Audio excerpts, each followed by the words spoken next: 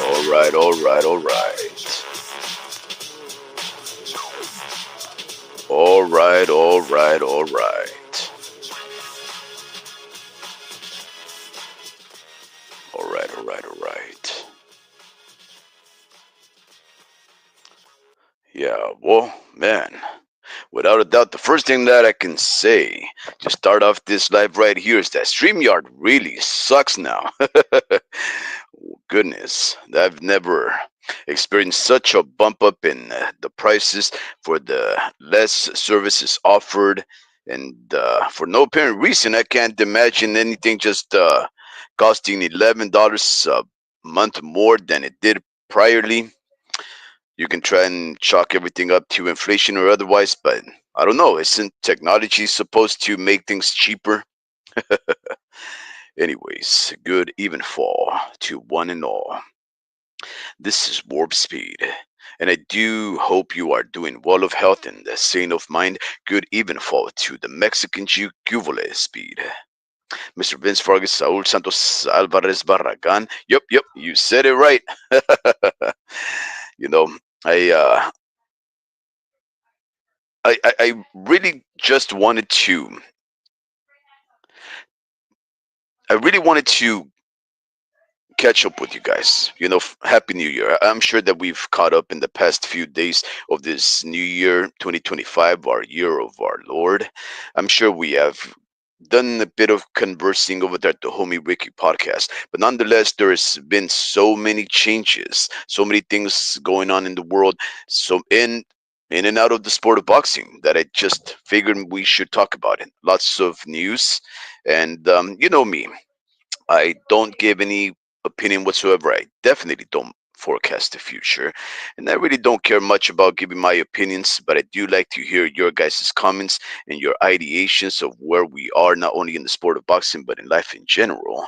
So I just wanted to welcome you all to chime in, give me your ideas of what you think all these things mean. And we are going to be mostly focused on the sport of boxing, but I would be remiss if I did not mention that in our beautiful golden state of California, a lot of our brothers and sisters, we are suffering through a lot of turmoil, hardships, loss, and more. So, for all the people down the south in the city of Los Angeles and the nearby cities and suburbs, I hope that you are doing well, that you are keeping yourself sane, that you can keep your heads up, and that I hope that you have not been too adversely affected. Man, so much loss. You know, I saw this video. There was this guy on Instagram. It's this Mexican American Chicano type. He had a 1967 Chevelle Malibu Super Sport. Beautiful, beautiful, hard to get vehicle, right? Perfectly painted in black. He had another muscle car, American Steel, somewhere next to him, right? And he had his two vehicles and his carports. There was a beautiful blazer that he had up in the front. It had already caught flames, and he was trying to fend off the loss of his other two vehicles with a water hose. Him and his buddy, they were just spraying from the roof, and they were just, shooting water everywhere, trying to halt the advancing flames. And all these people were commenting. They were saying, "Get out of there. These are material things." And in that sense, immaterial, right? These things don't matter. It's the life that you live that matters. Leave the physical, unnecessary things behind, and then save yourself. They were being particularly critical about this gentleman, right? Because I figured they probably think it's easy to rebuild a vehicle, right? Just whatever burns down, hey, you probably got it a very scrappy fixer up in the first place, right? And you were able to restore it once from a state of decrepitude, salvaged it, brought it back to life. Hey, you can do it again. And I do definitely appreciate that line of thought. But what a lot of people don't seem to understand, and it does not only apply to the restoration of classic vehicles or otherwise, is that when people stay behind to protect those material things, it's not really that they're trying to protect these things that cannot be irreplaceable. Obviously, anything can be replaced. The one thing that cannot be replaced is life, right? Saludos, El Pachuco. Good even fall to you. Thank you for hopping on this here live. We're going to be talking the sport of boxing, in particular, a lot of recent news. So I'm not going to give too many of my opinions. I'm just going to try and see what you guys have to say about these current going ons. But thank you very much for coming over here and partaking in this here live and enjoying just a little bit of your time with us over here. I really do appreciate your presence, amigo. But what I try to tell these people, right? And I know this from personal involvement. When a person decides to stay behind to protect those things, they're not doing so because these things matter so much in a monetary sense, right? No, no, no, no, no. What they're trying to do is avoid the erasure of their history, of their lives, right?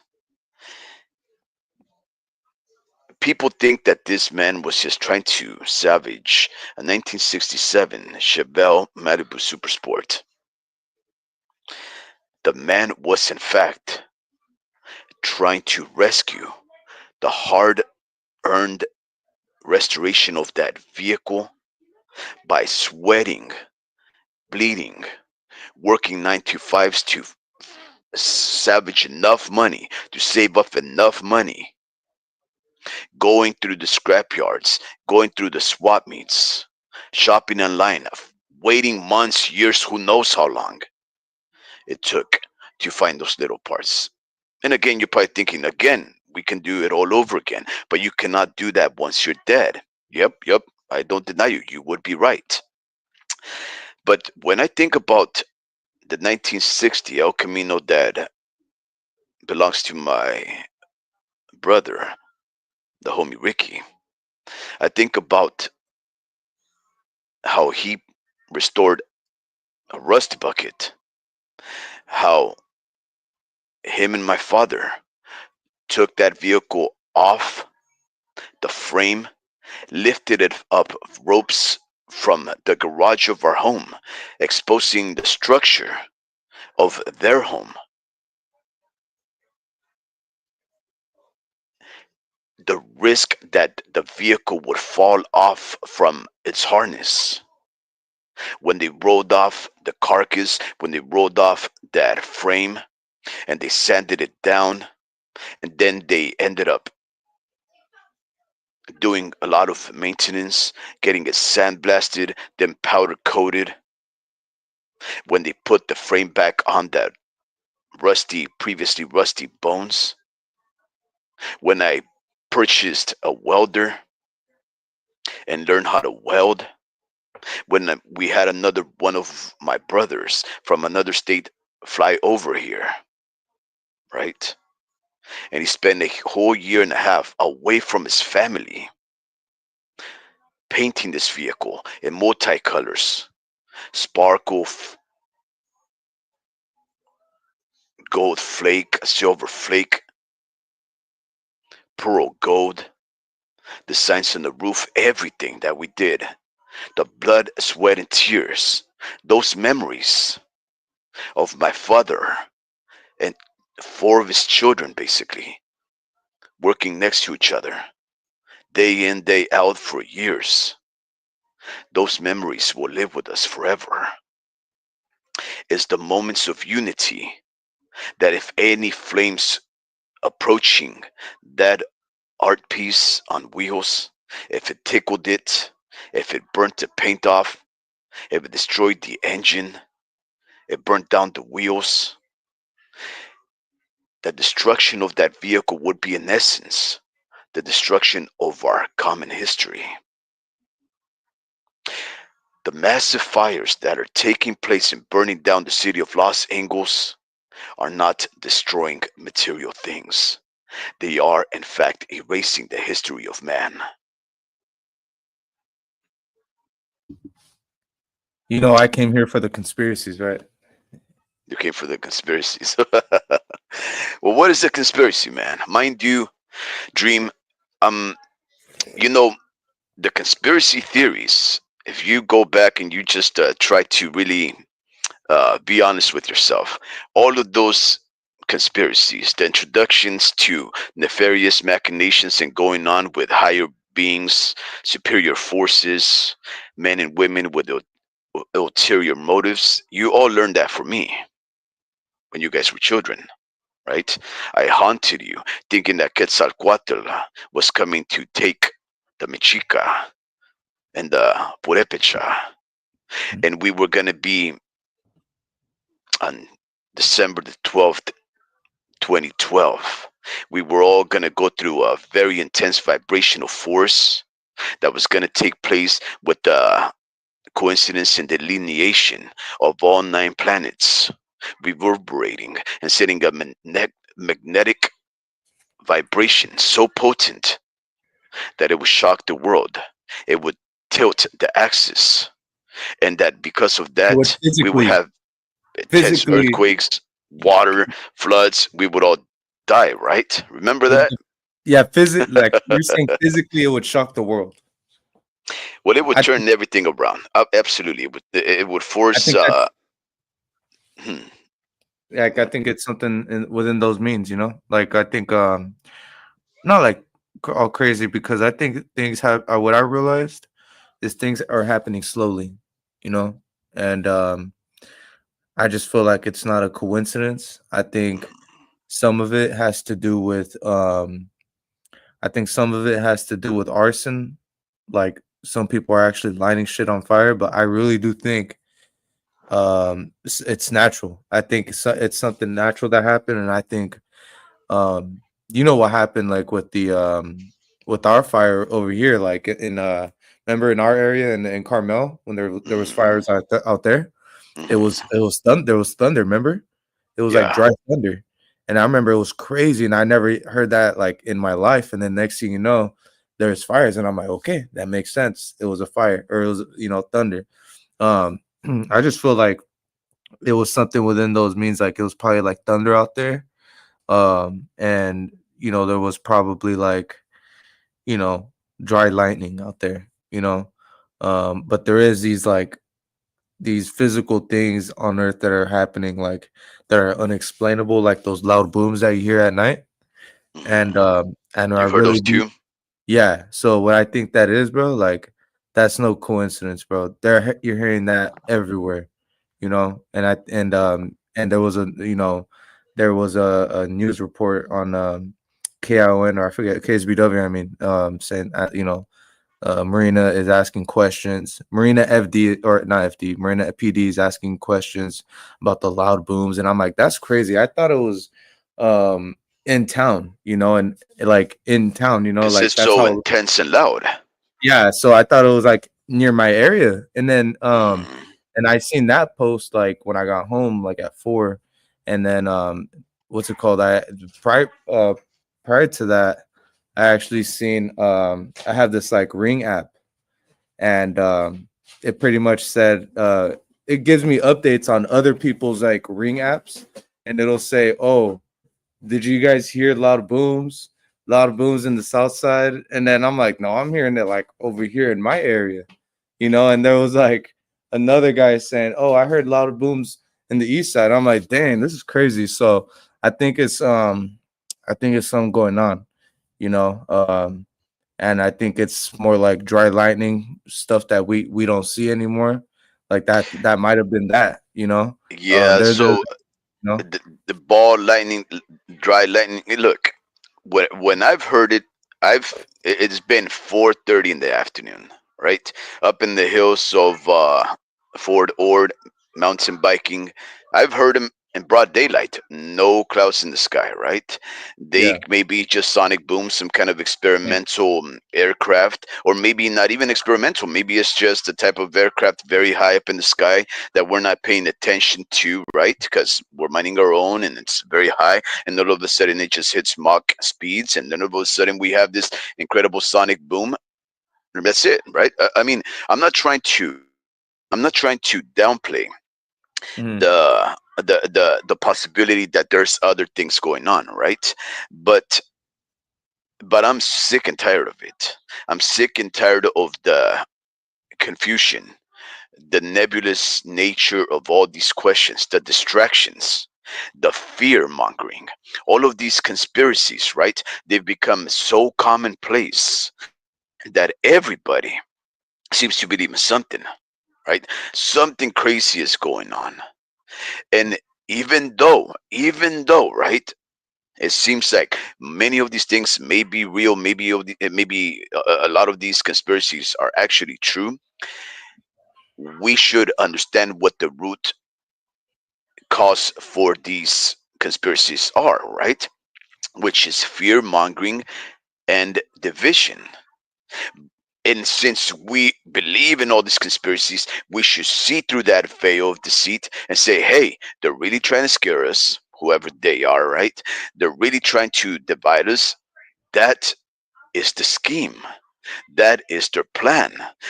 If we really believe that, quote unquote, they are after us, then the first thing we should do is stop fighting and work Well, together, right? yeah, I But think no, it's the most thing we do is we try to bring down one guy's conspiracy to try and make our right. conspiracy better than the other one, and it just Well, continues.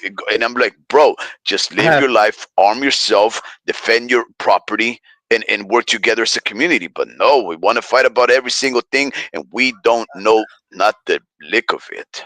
Well, I think there's like two conspiracies. That was one of them right there. I mean, that's not really conspiracy. That more has to do with natural causes. And I usually like to side with that, natural causes. And um, yeah, so it's just what that I seen the Mexican G say that was arsonist, that he was already arrested, and I seen that, and I okay, it makes sense because it he went direct, like whoever started that went directly to a middle class community.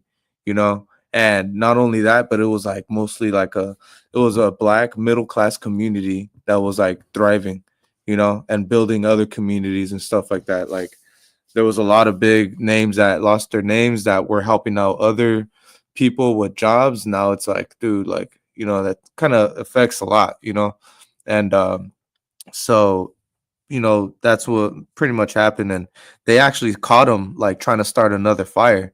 Like I seen that there was a video, and the heck of them like trying to start another one, and it's crazy.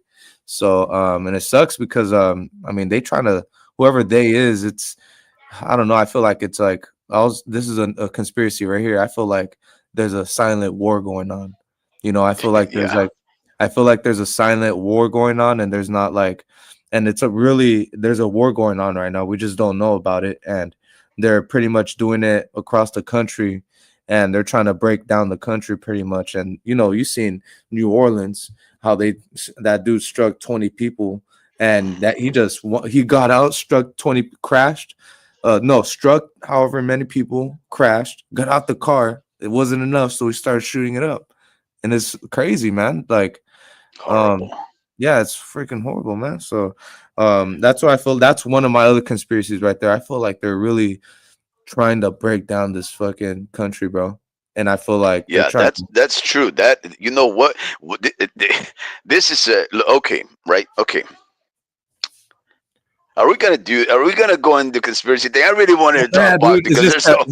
It's just that. Okay, how much time can we talk about this? Just because there's a lot of shit that I'd rather talk about as well, like boxing. So, Well, okay. that, Well, yeah. look, these things, If you can everything that's keep it going on, short, bro, is if huge. you You know that. if you can, I know if you can keep it short though, we could I probably talk can't. about it. I can't because see, I'm telling. Okay, I'm gonna be completely honest with you, right? Conspiracies put me through depression when I was a kid. Right, I'm 45 years of age, gonna turn 46 this month, right? And I became an, a very ardent fanatic of alternative ways of thoughts and of reporting since I was 12. Right, uh, I picked up a book. I think it was Chariots of the God, right? Chariots of the Gods. And then shortly thereafter, we had Vince Scully. No, not Vince Scully. What am I talking about? That's Talking about. that's the Dodgers announcer, right? Who passed away about 15 years Oh ago. yeah, Chris Carter. He ended up creating the show called The X Files. And at around the same time, right, I was ditching school, and my father was taking me out in these long haul truck rides across the country, and I was listening to shows like you know Coast to Coast AM with, I can't remember who the original guy was, right? And I was just being introduced to all these crazy stories, conspiracies, tales about werewolves, all kinds of stuff, warfare. So around the same time, right in my prepubescent and teenage years, I was introduced to conspiracies, right? Every single thing, right? And I fell in love with it, and I it really shaped the rest of my life. I distrusted authority. I distrusted the educational system. I became rebellious. I was rebelling through punk rock music and graffiti starting and riots. Absolutely, starting riots. Yeah, well, yeah, starting riots in bro. Cannery Row, Mardi Gras. I was Yeah, making that up. and and after a while, right, because of that and drug usage and my deception and about religion and goodness in the world, I really went through this rut of depression, and I became manic depressive for a while, right? Then I did some stronger drugs to try to escape those horrible thoughts and the fears that I couldn't save the world, right? That something horrible was to befallen us, and I became manic depressive. Then I did pills, medicinals, things that the doctor prescribed me, which really destroyed me, right? And then they fixed me, and then I been well since. But all of that cycle from a teenager to a young adult, all of that really put me through through the through the ringer, right? And at the end, I was very exhausted. And I think you may have seen the last of that energy, right? When we had a end of the year party in December 2012, and I rode the special joint, which to this day we've End of never the world. smoked. End of the world blunt. End of the world blunt. I still have it. Um, I still have these ideas that if we ever smoke it, the world will end. Of course, all of these things are remnants of manic episodes that I had, right? But I was able to discover happiness through my children and hard work and athletics and exercise and just school believe it or not, ironically, believe it or not, higher education. And from there, I've not been following the news, right? No longer am in the loop. I no longer know what the conspiracy du jour is. And every Yeah, me time too. people introduce me to these new things, I'm like, okay, cool. Okay, cool. You're this is new to you. You're completely in that initial phases of excitement and of this impression that you're completely enlightened and that you hold secrets that no one else does and that no one understands you. I went through that for about 20, 25 years of my life, right?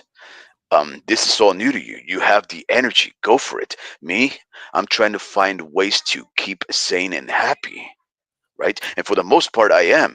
And in fact, all of these conspiracies, I'm gonna tell you, I do want to address all of these topics, but I've been so detached from the news, and there is so much overwhelming evidence for and against conspiracies about not only the Golden State burning down, but about P. Diddy and Hollywood moving to Las Vegas and these drones and 9/11 and stuff like that. That I'm like, you know what? If I'm gonna go back into addressing these kind of topics like I did once with the vigor and energy that I had, I have to give it the utmost of respect for your guys' attention and your time, right? And because I don't feel that I'm capacitated and informed enough, I just won't do it. So, if you don't mind, Dream, we'll talk about it Well, another day, right?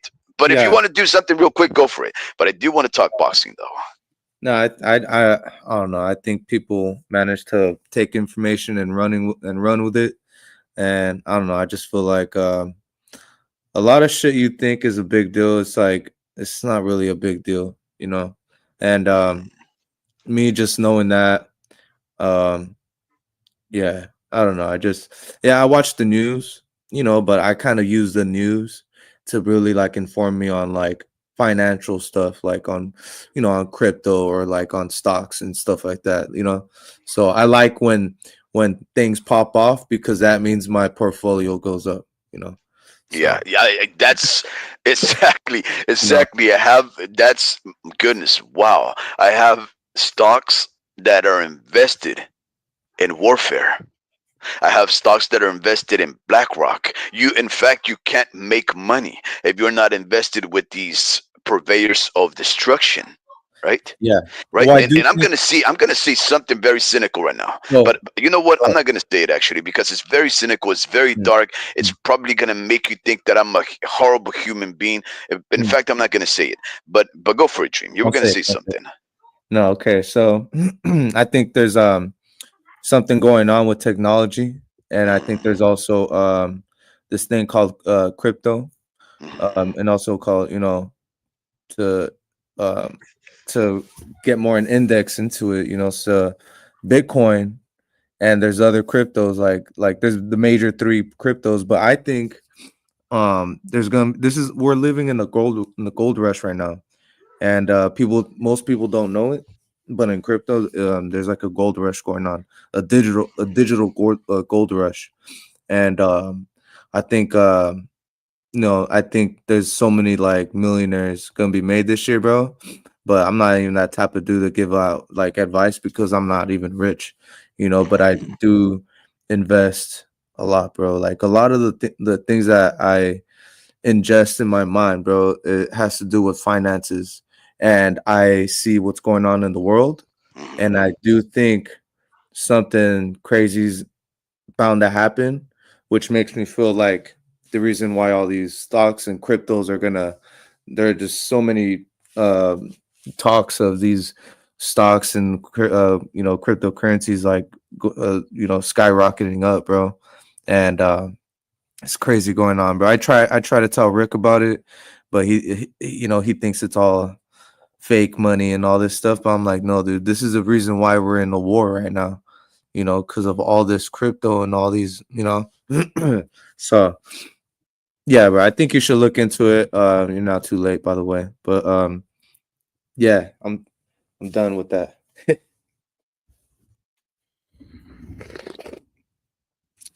But yeah, with the boxing, you want to talk boxing now? Let's do Sure. it. Sorry. Um, okay. So, did you watch the Ring Magazine awards? Did you watch it, Steve? I actually did not, but you know what? Wait. Okay, wait. Okay, I just moved one on. last thing, UBE. I moved Just on. one last thing, out of respect for everybody, right? Let's just read a couple of things, and I am gonna answer. I am gonna answer Okay. a question. All right? Okay. Okay. Let's just read a couple of our listeners. They're very animated, right? They do have their opinions, and that's what I said I wanted to do. I wanted to gather a your opinions. I want to get a feel of where you guys stand on these crazy going ons, right? The Mexican G says, it looks like Canelo versus Crawford might actually happen. We're actually going to be talking about that, the Mexican G, um, because now the fight seems even less interesting. And we'll talk about it, right? Mr. Vince Vargas says, groovy. Peace to you, Mr. Vince Vargas. I hope you've manifested that one thing that you and I were talking about. The Mexican G says, looks like Canelo versus Crawford might actually happen. Hopefully, Canelo doesn't get charged with a hate crime after that fight. Oh, come on, man. You never know, man. It'll be brown and black or black on brown. Somebody's going to get completely, utterly destroyed there. The Mexican G says, you got to be a moron to think Crawford can beat Canelo. Well, this is Oh, the sport of a puncher's chance, and I'm not too you sure. want to dive Uh, into it? Okay, Crawford looks low during this last fight. Now imagine how he would look 2 weight classes higher. Yep, slap to the forehead. And Pachuco says some projects have a special sentimental value, man. It's more than a car. It's the work and the memories. Mr. Vince Vargas says aliens are coming. Nah, this was an arsonist. He was already arrested. Yep, I did see that video. He's um UBE says Illuminati, Skull and Bones, Freemasons did 9/11. Absolutely. Dick Cheney, W.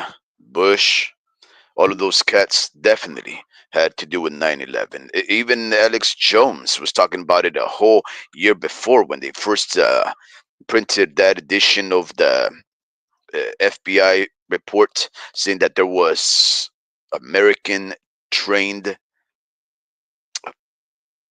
Muslims from other country that came here on legal for student visas learning how to fly aircraft, and that they had been following them, and that a threat was imminent that they were going to attack through airplanes just the day before, right? All of these things, definitely an inside job, but those are old news. If you don't know that by now, man, I'm happy for you. I'm happy for you that you don't know how corrupt and destructive of its own citizens the American government can be, right? UB says, what up, Broski? The Mexican Jesus, I seen that video too. He had a flamethrower. That's him why he had it. He said he was using it to light a joint. Is that true, the Mexican? Come on. I know you got jokes, bro, but was he really trying? He wasn't trying to light a joint, right? There's no way he would have burned half of his face off. Illuminati, they're giving all your Mexican Chicano males autism. It's a form of genocide. Wow. That's a new one, bro. How does that work though? How do they give Chicano males autism? Like through what is it? Through the genetically modified corn? We do know that people of Mexican descent do have eat a lot of corn, and because of that, and we know that about 60% of all corn varieties, varietals, I mean, they are now affected and compromised genetically because of Monsanto. But maybe you can elaborate. That's a very interesting uh, concept that you're mentioning. He goes on and says it's a form of genocide because most of them are of Native American descent. The Indian Removal Act is still in effect. Ah, I have to look into that. It seems very interesting. And Pachuco says, when I was in middle school, I watched a lot of Noam Chomsky videos before he sold out. Yeah, Noam Chomsky, the very famous linguist and also quote unquote anarchist, right? I don't know how he's an anarchist, but yeah, definitely a very intelligent individual who doesn't know Noam Chomsky, right? Since a young age, I knew about manufactured consent. Ah, the manufactured consent. Absolutely. I agree with you, Warp speed is depressing. One can help to feel helpless. Okay, I said that I didn't want to say it, right? Because I was going to sound very cynical and pessimistic. and like a vulture, right? That's how I feel. Admitting the following thing, right? You have to make a power move of your own. You should be ready to invest in the cheap real estate that will be Los Angeles, Palisades, Malibu, all those places that burnt down, guys. You have to make a power move to buy some real estate. Guess what? The hotel companies are already trying to bid on it. You know why? Because next year is the Super Bowl in Mhm, LA. mhm. Makes And sense, then huh? year after, and then a few years after that is going to be the Olympics. I get that, but the whole place can't be full. Well, maybe they could be full of hotels. We know that Charles Claude Sch- Klaus Schwab doesn't want us to have any kind of possessions, right? So quite literally, right? What's that thing that they say? The Klaus Schwab's New World Order. That whole one world government kind of thing. Their thing is you will own nothing and be happy. That's exactly what they're doing, right? If you're not willing to forego the idea that you can be an owner of a thing, if you aren't willing to accept that you will just be a renter for the rest of your life, that you will not possess anything and be happy, if you don't acclimate yourself and accept that concept, guess what? They're going to force you to not own anything and be happy with it. And in fact, quite ironically, right? They just burnt down huge swaths of land in Los Angeles. And I'm here telling you to learn a way to be happy. It's almost like I'm contributing to that concept of owning nothing and finding a way to smile through it.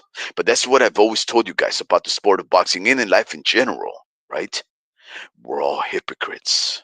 That's why I try never to be as harsh to the next man, because I know I will be as hypocritical as they will be when I point out that hypocrisy. But let me tell you how I know, right, that in destruction there are opportunities.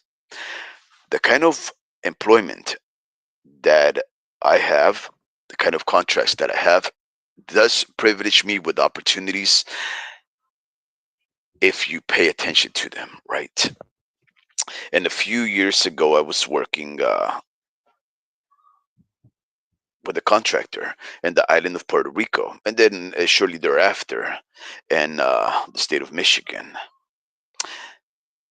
And in the island of Puerto Rico, we were processing destruction uh, claims, right? Similar to what you do in insurance claims, right? There's a loss, you report it, people go and assess your property, they pay you for your loss. That's the kind of work that I was contracted to do. And when Maria went by the island of Puerto Rico and completely devastated that little swath of land, it was incredible, guys. You can't fathom how how depressing that whole situation was, to see nothing besides splinters and broken glass everywhere, and people bawling and standing and just being inundated, covered in mud and trying to find land. It was incredible how everything just, right. And then of course, because Puerto Ricans, the Boricuas, are Americans, and they don't have to have passports to come into the continental US. A lot of them came over here and immigrated to Massachusetts, to Philadelphia, to Lorraine, to Reading. All of these places, right, now are chock full of Puerto Ricans. And they left their little homes over there in the island. And because they were desperate, and because the government, the federal government, was so sluggish, and really there was no way to process these kind of losses any further or faster, I mean, because they were so sluggish at helping these people get back on their feet, these people emigrated to the continental US and they were selling the property on the cheap. Guys, I'm talking about two, three-story homes that if they were standing there, you could get them for 35,000 bucks at a 4% mortgage interest rate, which meant you were getting a house for about $450 a month. Think about it. One of the most beautiful beaches in the world. Nice, warm climate. Go over there, beautiful people. Everyone goes to eat their tostones and their habichuelas or whatever they got over there going on in Puerto Rico. You could buy a home, beachside property, $35,000. $75,000 for a fancy schmancy home, guys. Right? And of course, nobody really thought anything of it. And then a couple of months after that, similarly, in Flint, Michigan, right? The governor decided to poison their African American, the mostly African American population by deviating the fresh source of water into the richer communities. And they were deviating the wastewater and all these toxic chemicals into the river that was feeding into the little town of Flint, Michigan, predominantly black, right? And these people were opening their faucets and brown water was coming out the faucet. These folks were having to boil their water. They were getting contaminated, their children with lead in their blood and just toxic, and they were dying. It was horrible. They declared it a national emergency. Here we go again, having to help these people in these natural emergencies, right? And people emigrated from the city of Flint, Michigan. And guys, there was homes for $10,000. Literally, you can buy a two-story home with a quarter of an acre for What year? $10,000. I don't know, 2018, 2019, or whatever, I forget. Uh, and Man. I told my wife, right? Because I was like, well, nobody wants to live there. Nobody wants to live there. But because of the kind of information that I'm privileged to, I knew that the federal government was granting VA loans to the veterans of foreign wars and of active wars so that they could buy their first time homes in the Michigan area, Flint, Michigan, particularly Flint, Michigan. Now, if you know anything about Flint, guys, there's a lot of drugs, methamphetamine, cocaine, crank, whatever you name it. That place was infested with bad water and good drugs, right? So everybody wanted out, right? High crime rates, gangs, starving people, right? That's what happens. When you starve people, you deprive them of opportunities to thrive and grow and live, and they know that it's their government doing it to them. Of course, they're just gonna go in the direction of criminality, right? They're just gonna be persuaded to flaunt the law and find ways to survive outside of the law. So the people that were staying behind, right? They were like the drug users. They were just going into these ramshack homes where nobody was living and they were stripping it for their copper and otherwise and whatever, right? But a lot of these vacant lots, guys, I'm talking about whole blocks. You could buy a whole block for $75,000. Five, six houses in a row. If you wanted, you could just drop those fences that divide and just have a big old city block to yourself. Right? But nobody wanted it because it was all drugs and bad water. But as soon as I knew the VA, the federal government was granting these VA loans, what do you think happens when you start introducing veterans of war to community? All of a sudden, there's going to be money being introduced. All of a sudden, safety is going to be introduced. Why? Because you can't mess with the warrior. You can't trespass their property. You can't rob a soldier of war without you getting shot or killed, without you getting your neck broken, right? You may be a tough, talking, heavy 45 gun holster guy walking down the street thinking you're a bad gangster, right? But if there's an educated military individual that's seen death, his buddies ripped apart by grenades or drones or whatever, if you mess with that guy, you're getting the horns.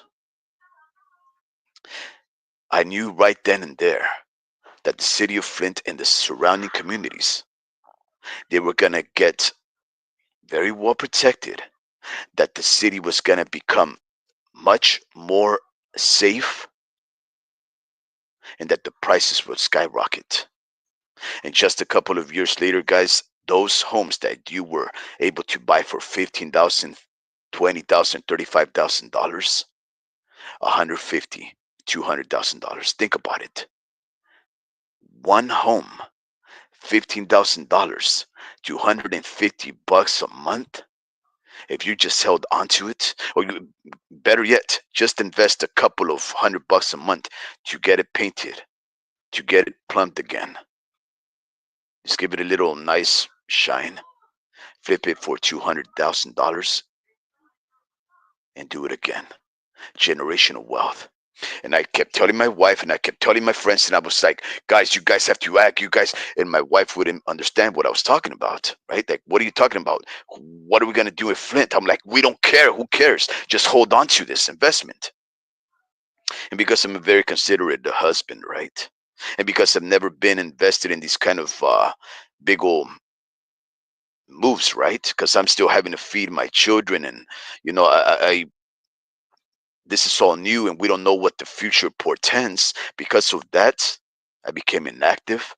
I let opportunities pass me by, and all of a sudden, there I am looking for ways to invest and tips on how to Amen. invest. And I find something on the YouTube, and there's this one guy that's talking about the That's same exact things, and he made the moves, and now he's telling everybody how to become a multimillionaire on YouTube.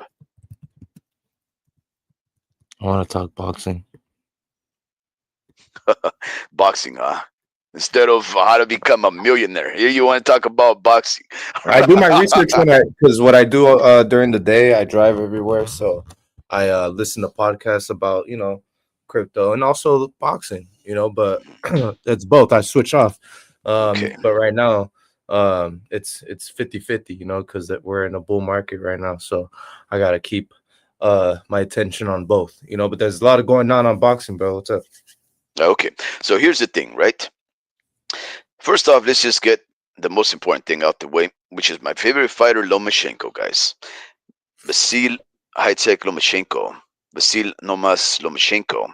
He apparently has been given an extension by the IBF to hold on to his belt without any kind of defense of it, if I'm not mistaken, up until November of this current year, 2025.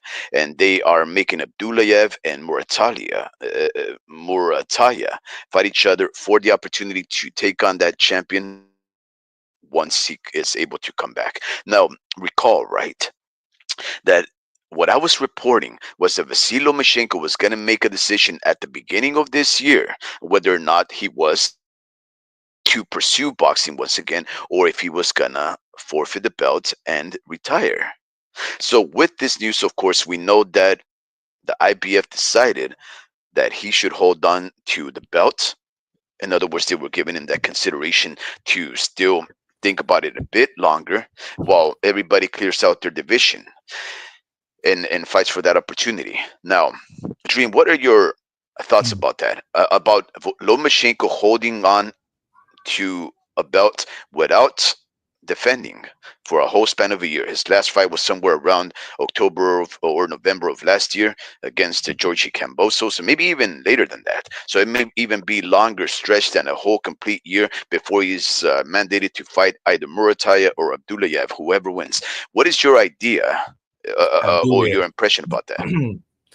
I mean, who's Abduliev again? Abduliev is mandatory right now. Well, no, no, no. It's whoever wins between him and Murataya. Got you. My bad. So yeah, Murtaya probably gonna win that one, but that should be a good fight. But um, just because I think if I'm right, Abduliev is the dude that fought Ray Ford, isn't it? I think. I think so. Yeah. Yep. Maybe I might be wrong.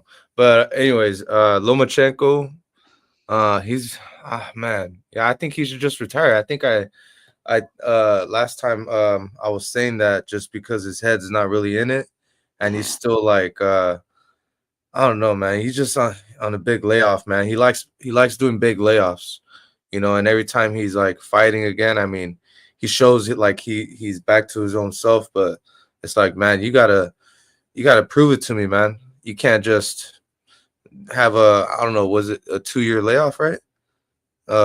Almost 2 years, For I think. Lomachenko, no, no, Yeah. no, no. It's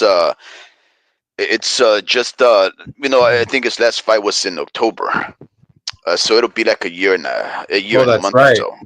That's right. Against Georgie Cambosos. Cambosis. Right, right. And that was in October. So okay, I'm wrong. Um, I don't know, man. He did duck Tank though.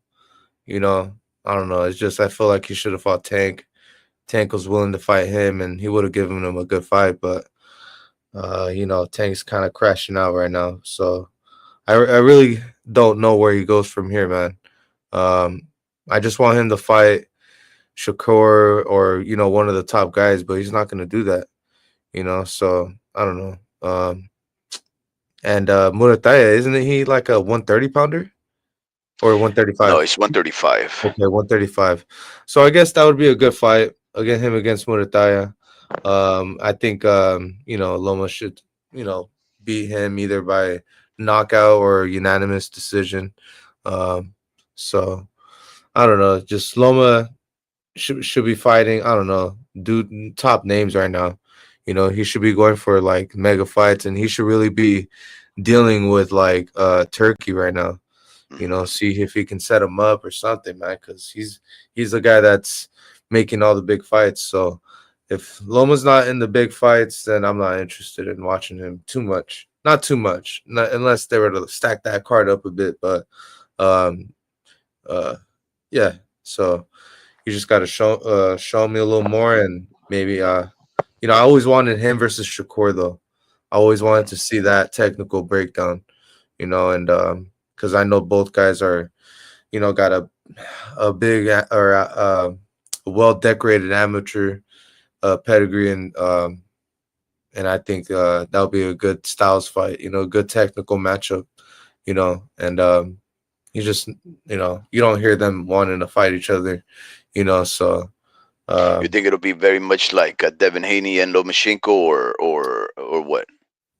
now I think Shakur, this is where Shakur, that's what actually kind of Shakur needs. I think Shakur needs to fight him to prove that he is above levels.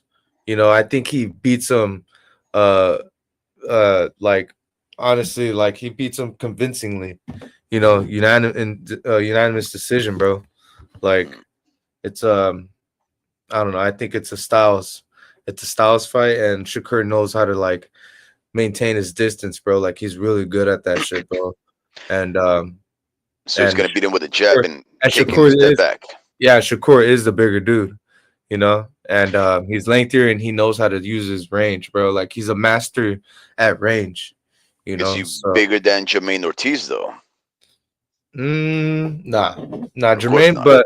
but Jermaine doesn't have that IQ that Shakur has, bro, or his footwork. I mean, his footwork is like, bro, he be like doing like little jolts, bro. Like he jolts back real quick. Like his foot speed is like underrated, bro. Like he knows how to like pivot really fast, and he knows how to switch positions really fast, bro. Like it's his feet, bro. Like that's unique, or that's Yeah, not he's unique, got but better feet. He's got better yeah. footwork than Lomachenko, huh? No, but Lomachenko's footwork is good too. No, but that's the thing. Lomachenko's he's known for that footwork. You know, it's just I think Shakur would know how would be able to actually keep up with him. Um, Well, we know that they have previous sparring yeah, histories, though, yeah, so and he maybe. And Loma even said, bro, like he was like, dude, Shakur is by like the hard like I had a harder time fighting Shakur than I did Devin. You know, he already said it. You know, so I think Shakur. That's why I knew like Shakur is like levels above this guy, and I think the more he fits into his he gets his man strength in, bro. Like he'll actually, you know, he'll tear shit up, bro. Like Well, he'll be if a 27-year-old man in Shakur Stevens doesn't have his man straight right now, that's very frustrating, very depressing concept. I mean, how old is Shakur? Like 27, 28? No, nah. He's like 25 or 24. I might be wrong. Shakur Stevens. All right, Yeah. let's see how old he is. How old is Shakur Um, Stevenson? yeah, I'm looking at it right now. Let's see one moment. He's 27. Yeah. Yeah, no, he's never gonna have man strength. Yeah, He's you're not right. gonna. But he So has that's footwork it. though. But he has footwork I don't think though. he has better footwork than Lomachenko, and I think the only reason why Lomachenko would say that is not necessarily because Shakur Stevens was putting hands on him.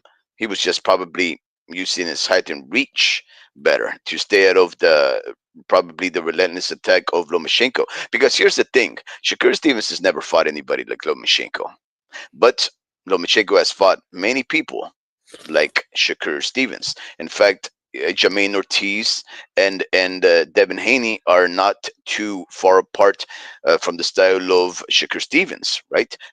They could be outboxers. They could be they're obviously much taller, rangier than Lomachenko, and they could bring it when they need to. In fact, I don't think Shakur Stevens would be able to put up a dogfight like Devin Haney did against Lomachenko. The reason why that fight between Lomachenko and Devin Haney was so close is because Devin Haney really has some dog in him, bro. Like people really don't give that guy a credit, and they try to minimize his accomplishments and his valor by saying that he got dropped by one of the worst fighters in the sport of boxing, which is absolutely true, right? But because he tends to, have some spurts of outboxing, but no, no, no. In the case of Lomachenko, he stood his ground and he threw the kitchen sink, and it was very incredible. And I just don't see Shakur Stevens being able to do that to Lomachenko, especially not beating him with the kind of pressure and grit that Devin Haney put up there. But you never know. I just figured here's the thing. This is the effect, the news. Lomachenko was given a medical extension. This is the second one already of 60 days until November the 14th this year, man. Imagine that. Saur Abdullayev, 20 and 1, 12 knockouts, and Raymond Murataya, 22 and 0, 17 knockouts. They will be facing off for the IBF interim belt, and by October the 8th, Lomachenko has to take on that fighter, or he will be stripped. Imagine that, right? I mean, I guess everybody wins there, right? Like, for example, whoever comes out on top between Saur Abdullayev and Murataya, especially if Murataya wins, that would grant Lomachenko the opportunity to not only defend against his first or second place mandatory, but also he might have an opportunity, especially in the case of Murataya, to fight a fighter that has an undefeated record. That would look so good. And if he's able to beat Abdullayev, well, then of course the guy has a very good record with 22 wins and only one loss. So I think everybody wins there, and we know that these guys don't want to be granted a belt. These guys want to win a belt and strip a champion if they could. So let me ask you then, and I'll ask everybody here: between these two fighters, Saur Abdullayev and of course Raymond Murataya, which of those two guys can actually beat Lomachenko if he should fight any of them? Between who and who? Raymond Murataya or Oh, Abdullayev, who has better odds at beating Loma? just because I know more about Murataya, I guess Murataya. You know, he Well, has a you more punch. well Huh? you saw him also putting on Pauls on Raymond Ford, right? Yeah, true. So Very good. yeah, It's just Murataya shows me he has more explosiveness, I guess. And the other guy's just more technically sound, I guess. And maybe that would be a good fight, a better fight then. But I guess I would want Murataya instead, just because he's under Robert Garcia. So I believe in that plan more than I do another coach's plan, I guess. I'd rather have Robert Garcia in my corner. So I don't know. We'll see. What do you think? Who do you think has the best chance, bro? Honestly, he's not even considered like the best 135 pounder. You know, like there's still Shakur right there. You need to be fighting the best if you want to be considered the best. Devin already moved up. That boat has sailed. Um, you need to be fighting, top guys. For me to actually kind of like when you brought up his name right now, I was like kind of shocked. 'Cause I was like, I don't know. What do you want to what do you want me to say about him? He needs to be fighting top guys. You know, so I guess Muay is a good start to that. If he wins. Um, Mhm. so and I feel like you're missing somebody else. I feel like there's still other dudes that he should be fighting. Yeah, but this is Maybe. this is the next fight though. So it doesn't matter if there's any other guys out there. Like these are the next two guys for Lomachenko. That's a matter of fact. If he's gonna be keeping on, keep holding on to that IBF, he has to fight the winner of that fight right there. Right, Mm, and if he doesn't, he's gonna get stripped. And if he gets stripped of, obviously he's gonna be retiring. As far as answering your question, I don't think Lomachenko loses to those guys. I yeah, me really neither. do think Lomachenko can lose to Gervonta Tank Davis, Yeah, dude, that he would. Okay, I or agree he with the can get last comment. outpointed. Yeah, He the can last get guy. outpointed by Shakur Yeah. Stevens, but that's it. Oh, yeah, yeah, true. But I agree with the Universal Boxing Establishment. Loma versus Tank would sell the fuck out. Wait, Loma versus Tank would sell the fuck out. What would sell the fuck out? It would be a mega, but if not mistaken, I believe in Maloma more than he does himself. I'd favor Loma. He's also favorite of mine. I nickname him the Boxing Wizard. Okay. Ooh, boxing wizard, Um, that's cool. yeah, yeah. No, because honestly, he tries to find openings, and he's really good like with his eyes. I guess like he knows um what to do with the pivots and all that. It can be dangerous though. Like if you don't know how to do his style, then you can get knocked out quick, bro. I feel like some people like try to mimic that, and it's just hard. Like there's a purpose into his movement, and people try to mimic it, and I feel like it can be dangerous as well. Like in Loma's style, I feel like there's a lot of openings, and that's why I feel like Shakur would actually like expose that, because he's out also. I think he also switches. He knows how to switch as well. Mhm. Um, so he's just a master at distance, bro, and he knows how to use the ring really well. Um, so yeah, and Okay. yeah, no, I agree with that Loma tank though. Like, it sucks that Loma actually ducked it. He really did duck it, and I really wanted that fight just because Loma. When did I he wanted, duck him? huh? Because When I did he guess duck him? To fight he's to fight George Cambosos? Is that what it is, no, or no. He dug Tank. You know. yeah? But for whom? When did he duck him? After George Cambosos, or Oh, I or think it was or before. I think it was before, and pretty much. Oh no, I don't know. It was sometime between that time, and oh no, yeah, it was after, and that's when Tank actually sent a tweet out saying, "Oh, I want him next. I want Loma." after And then George Cambosos? yeah, and they actually did send him an offer. They sent Loma an offer, and they Mhm. rejected it because he was actually I don't know what happened. There was a reason why, and I was like, dude, that Probably sucks. because he was actually, you know what? It'll be a There's a year and reason. a half. Check this out. Lomachenko and Georgie Kambosos fought on May 24th. May, June, July, August, September, October, November. Wow, that's literally a year and a half. If he decides to fight but in November, as soon as he's mandated to fight, if he decides to fight, it would be a year and a half from the last fight that he would have had. That's against if Cambosos. no, no, yeah, that was the last time that he fought in 18 May months. 2024. Yeah. 18 months. Yep. So that would Damn. mean that that See? if everything lined up correctly, if Murataya and Zaur Abdullayev took place, like let's say in May, right, and let's say April, if Lomachenko he has until November to take on that fight. If he doesn't hurry up and he pushes it until then, it'll be a year and a half from his last fight. That's ridiculous, bro. I mean, I love Lomachenko. He's my favorite fighter, and I do appreciate the opportunity that he'll get to fight these very feisty, very highly skilled fighters.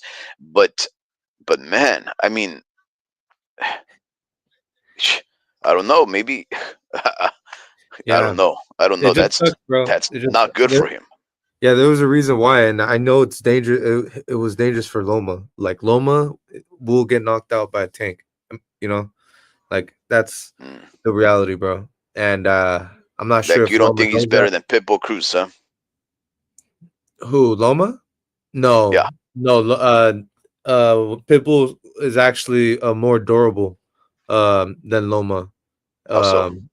Um, because he withstands punches better, and his style, he just comes forward, bro, and he's proven to take the hardest punches, the punches, and he's never gone down. Loma has gone down.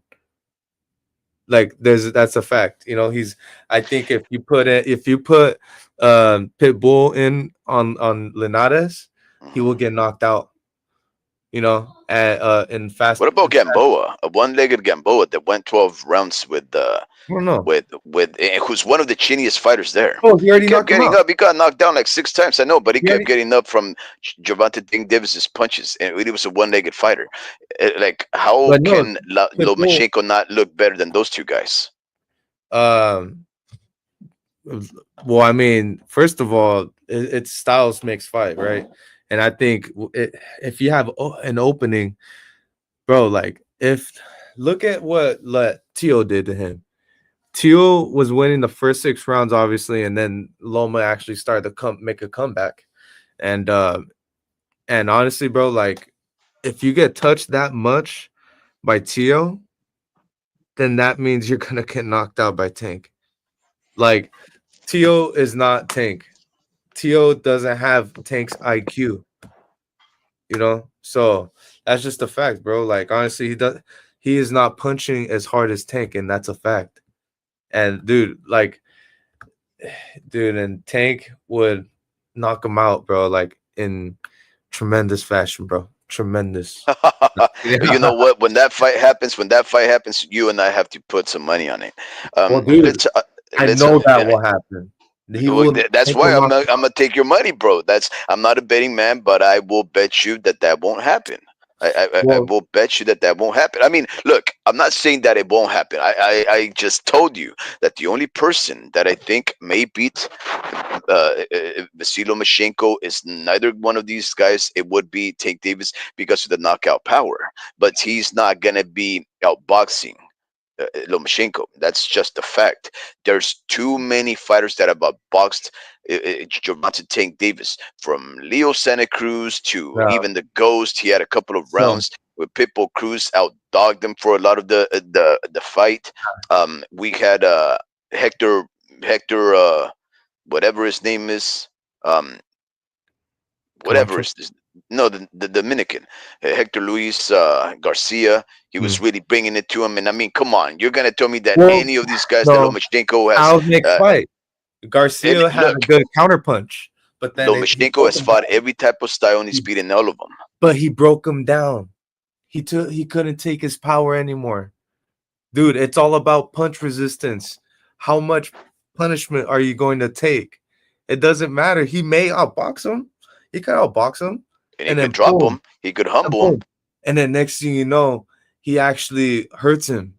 Like, We dude, act he like we look. look, When he has will not be Gervonta able Tank to catch. Davis? He will When not be has able to take Gervonta? his punishment, When dude. has Okay, Gervonta hold Tank on, Davis been hit flush in the hold face? on. Plenty of times, Yeah, plenty of times, really. dude. He takes punches well. So he actually By has whom though? proven. There's Mario Barrios. He Okay, that's a good there's one. Yeah. Yeah, dude, Mario Barrios is a 147 pounder right now. Uh huh. Dude, dude, come on. And he hurt him. Bro, like there's 147 pounders that can't hurt him. But there's Thurman, you know. Maybe Thurman would be a good. Those are the type of dudes we're talking about that can be a good fight for Tank. But not right now. He's kind of way off, like activity and shit. But like when he was in his prime, like maybe. But but bro, like just talk. Tank is being talked about. If he was to like take this thing serious and not BSing, he would be talking about fighting 147 pounders. He is he is that fucking strong, bro. Like he knocks out everybody, and it's Well, all again, about. when that fight happens, we have to place some money on it. That's what it's mostly about. Tank's ability to knock out everybody, and that's how much. And side note, that's how good, not how good, but that's how durable Pitbull Cruz is. The only man to go to the distance with Tank. You have to The be built like that man. UBE Like you're says, "Yep, like a Tank got a thumb. chin on him. He's like a He's thumb. second You after can't hit him. Canelo with granite chins." And then Pachuco says, "I got Loma over Davis." So going on to other lightweight news, right? Because everything, believe it or not, there's so much news on lightweight. Even though none of these fights are taking place, there's still just rumors and whatnot. Here we go Okay. with Garcia, Ryan Garcia, and Devin Haney. Okay. Well, All right. Ryan Garcia is welterweight, right? But apparently, Ryan Garcia and Devin Haney, Ryan ran into Conor Ben. Mm, Conor Ben pushed him, right? Ryan Garcia told him, "Oh man, you're strong." He looked unfazed by the fact that here's this obviously very angry Conor Ben. I don't know why he's angry at Ryan Garcia. They've never crossed paths. They never really said anything yeah. about each other. But as soon as he goes over there, he tries to act the big guy, and he tells him, "You can't be talking like that in my town." And he pushes this guy, and Ryan Garcia's like, Yeah. "Whatever, bro." Ryan Yeah. Garcia runs into Devin Haney and his father, Mr. Bill Haney, and then they start talking and start barking at each other. And just a couple of days ago, Ryan Garcia told the Haneys, "If you want the rematch, drop the lawsuit." Just this past Saturday, right? They had this the Ring magazine awards, and it's been reported now, just after a few days of that that it seems like the Haneys have agreed with Ryan, at least tentatively, that they will drop the lawsuit in order to make that rematch happen. Now, it looks a little more complicated than that, right? Because Oscar de la Hoya, Ryan Garcia's promoter, he's saying, "Sorry about that. That fight ain't going to happen. We don't even need that fight." Right? So we have the promoter for Hmm. Ryan saying, I didn't "We think of don't that. need that fight." Okay. And Ryan is saying, "Hey, you dropped that lawsuit and I'll take that rematch." And of course, that's what the Haneys have always wanted because Haneys have not been able to sell properly. Even that fight, which only sold about 35,000 pay per views, apparently, according to Oscar de la Hoya, was probably their biggest sold fight even after Regis Progress. I think Regis Progress sold like 30,000. So maybe this one sold 45,000. So 45 is better than 30. And they want that rematch, especially knowing that the rematch will sell more than the first off of the controversy, right? So that's what they wanted. These guys say that they'll drop the lawsuit. Ryan Garcia says he wants it. Oscar de la Hoya, the promoter, says he doesn't want it and he doesn't need it. Do you think that fight's going to happen? Honestly, since you said that, bro, I didn't even think of that. Like that kind of changes everything I was about to say. Uh, Mm. because I didn't know. I didn't think of that factor right there. I forgot all about De La Hoya, Oscar. And I just see all these reports that that Haney dropped the lawsuit, and that they agreed, and Ryan agreed to join Vada, and then okay, never mind. Now that I think back to my memory box, I do remember Oscar commenting. He commented on Instagram. He said, fake news. And I was Yeah. like, oh my God, bro, that Hmm. sucks. So I was like, okay, so now I remember. So that sucks, man. Like, fucking Oscar, man. That sucks. Like, if I was Oscar, I would believe in Ryan. You know, just do Vada, and I believe that he can, knock him out again. You know, And that's the other part of it, right? Yep, you're yeah, right. Apparently, yeah. Ryan Garcia has decided and agreed that he will do VADA if they drop the lawsuit. So, again, remember that when the first fight happened, when the fight between Ryan Garcia and Gervonta Tank Davis, or better yet, let's call him what he prefers to be called, Abdul Wahid, when that fight took place, right? It went against the demands of Oscar de la Hoya to make the fight a more equitable, more balanced fight for Ryan, right? Ryan relinquished so many rights in order to make that fight happen, even though Mr. Bernard Hopkins and Mr. Oscar de la Hoya kept telling him, no, bro, you're giving up too much. You're giving up too much weight. You're not ready. You're giving up too many stipulations. Don't agree to that. And Ryan said, I want that fight. It seems like Ryan wants this fight. Do you think he's going to go against the advice of his handlers once again to make this fight happen? Even if Oscar De La Hoya says it won't happen, will it happen? Well, Peace out, UB. well, what happened? What happened last time? He's here. Uh, Have a wonderful night, man. yeah. What happened last time? Or what happened last time? Ryan organized a fight. And what happened? He actually put in a season to cease letter, right? And Mhm. uh, Oh, so I think there's more technical, technicalities that come with it. Because he's first of all he's under contract, and I think mhm. in that contract, um, he owns him pretty much. Like he doesn't own his body. I'm like not like that, but any It was organized his fight career. in during his career, he's in charge of that, or like Yeah. he's supposed to, promote it. He Mhm. has rights to your fights. You Mhm. know, so it's more about that. And he can't technically, if it's really just it's all about what Oscar says, kind of, you know, like he runs it. He has to buy out his contract, pretty much. That's the only way. And sucks to see Oscar on this side of the fence. We need that second fight. Yep. Boxing needs that second fight. It's big, bro. That And fight. I That guess that's fight the is other question I was gonna say. Is it that okay. big? Does boxing need that fight? That fight is big, bro. That fight is the fight. I don't know. It's like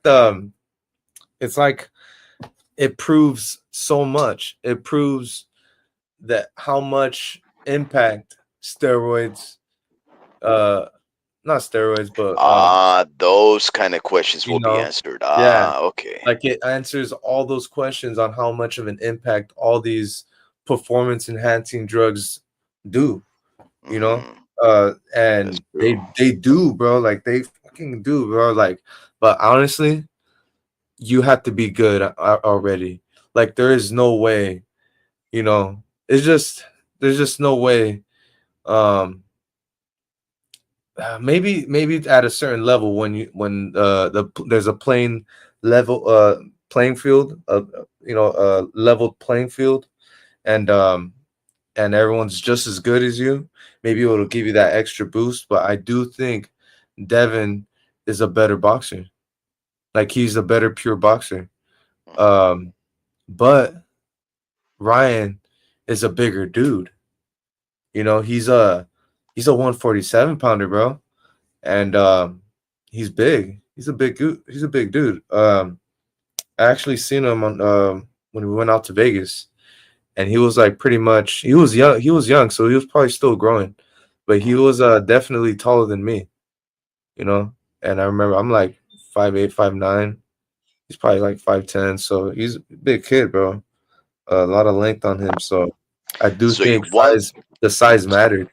so you want this fight because we'll find out whether or not performance enhancement drugs actually give you a winning edge. Yeah, yeah, We'll yeah. find All that. out if Ryan needs that kind of edge in order to beat the guy he's already beaten before, not necessarily by the drugs, but because of the mistakes that Devin Haney would make. Right, he kept fighting for the left hook all day, and at the same time we're also going to find out if the better, more athletic, more dedicated athlete can figure out a way to win and find that dog in him, right? Because one thing that people say about Devin Haney is that he's a punk for all the lawsuits that he's levied and all of these accusations and things of the sort. People really wanting to resolve that in the ring. We want to see him either put up or shut up. So all of these things, you're saying that the world of boxing would be very interested in watching and paying big money for. Yep. Okay, good stuff. All right. Yeah. Well, I mean, I have no problems with it. I don't. I don't think any of those guys hold the belt. So wait, does Devin Haney hold the belt? Yeah. Yeah, I don't yeah. know. Because I don't. Ryan didn't actually beat him for the belt because he didn't make weight. So I think he's still Right. okay, okay. Well, Yeah. all right. Yeah, I So guess I'm good with that. yeah, they need to have that rematch. Honestly, I think they should have it like in San Francisco. Just because I want to go. I want, I want to go. And I'm trying to buy some tickets to it. So please make that fight, fucking Oscar, fucking guy, Okay. bro. Sorry for Fucking guy. yeah. Yeah. Yeah. So here's another one though. How about Want to this talk? one right here? Well, talking about Ryan Garcia, because I know everything seems to be about Ryan Garcia for the most part, and I hate that, right? Because Yeah. I really don't like the kid. But I mean, he is the Oh guy yeah, who. yeah. I forgot to say about that situation with Connor. My bad. Mhm. Yo, yeah, with that situation with Connor, bro. Like, I think you can see like he's and Devin. You see how Devin ran up on him at the hotel, Mhm. outside the Wait, hotel. wait, on who? On Devin ran up on Devin and his dad, Bill, On uh, Ryan. on Ryan. Yeah, they just Yeah, waited yeah. for him outside the hotel, and Mhm. Ryan's doing a good job of trying to prevent any drama. Mhm. He's doing a good job of preventing it. So you can see it with his actions, and he's just walking away. And you can also tell like he just he just disrespectful sometimes, bro. Like he doesn't know how to come up to people. It's like he came up to Connor and straight up said, uh, like, "Oh, like watch when I catch it." Like everyone gets caught. That's what they say. Everyone gets caught. It's like, bro, now you're talking competitively, you know, Mhm. and it's like why don't you just I don't know, not talk about fighting, you know, just because that's when it gets competitive, but you can tell like he just has that competitive nature that you can't really, you know, it's like his heart, bro, like his pride. That's what makes him good, you know, Mhm. at this sport, like that's what made him make a comeback against Campbell. Remember that fight? He got dropped and then he comes back and ends up hurting Yeah. him. Like that, he displayed heart right there. And that right there, that shows how great he is as a fighter, So um yeah, man. I just think you can see him trying. You can see him trying to prevent it, and he's not trying to like get a lawsuit. He's not trying to lose any money. And just because he's, in other lawsuits, bro, like just because he's been talking a lot of shit about like, you know, companies and he's getting sued by companies like Prime. That's that Jake and Logan Paul's company. And yeah, it's just crazy, man. So but you can also see he's trying, and Mhm. hopefully he can turn it around and actually and join Vada and do it and just fucking just do it, Oscar. Please just do it. That's all I can really say about that situation. Just This is because, yeah, the very interesting thing about everything, right? I don't want Is to that even all of. start to. Sorry, go Mhm. ahead. Oh, what were you saying? I don't even want to start to think about who they can fight. instead. You know, like I Well, don't you know who. better, bro, because these are all talks, man. I mean, you can't just put your ducklings in the basket and hope that this is all that you got. No, you have to understand that these things right here, all I it want is to test it. speculation, right? I mean, all it is speculation. Yes, Ryan Garcia says he would take Vada and adhere to its testing. Yes, Devin Haney and his father says that they will drop a lawsuit, but we already know that Oscar De La Hoya is poo-pooing at the idea. We know that Brian Garcia can be unpredictable. He may say one thing and then do another because he's very contradictory and self-contradictory and also a liar, right? So we just have to understand that these things can fall through the cracks, right? Here's the other thing. All of these players want to get a little bit of that action. We know Victor Conte continues to say that the condition for Haney and Garcia to take place is that Haney would drop his lawsuit only contingent that Garcia agrees to VADA. And I'm like, who are you, Victor? Who are you, Victor Conte, to tell these guys what they have to do? Like, are you Devin Haney's manager?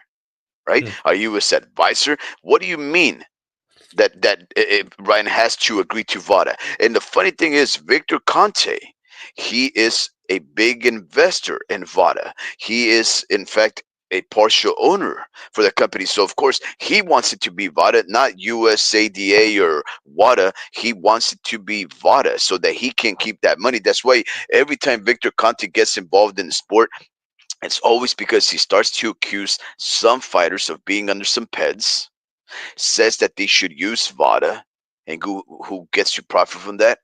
Victor Conte. It's almost like racketeering. He threatens the reputation, says you have to use this company. He's the one who makes money from that company. And if they don't, guess what? He besmirches the reputation by saying, well, he refused to take VADA and we're the most reputable, most strictest and the most disciplined drug testing company out there. So he didn't do it. So we should tarnish his credibility and he's probably a pet user. It's really racketeering that he's got going on, right? But yeah, Victor Conte wants a little bit of that action, and I don't know about whether or not they should use VADA. I think any other company would be, as reputable, but I don't know. Victor Conte is really having a very good racket going on, right? Here's the very interesting thing about this. When talked about what weight class that fight would take place in, of course, we would think it'd be 140, right? Because that's where Devin Haney holds the belt. The fact of the matter is that Ryan Garcia has never made 140. He blew right through 140, went into middleweight, right? No, He's never fought at 140, man. Look at the record. He no, fought Ryan, unless you're talking about Javante Tank Davis at no, no, 137 and point five or whatever. no. I'm saying he fought.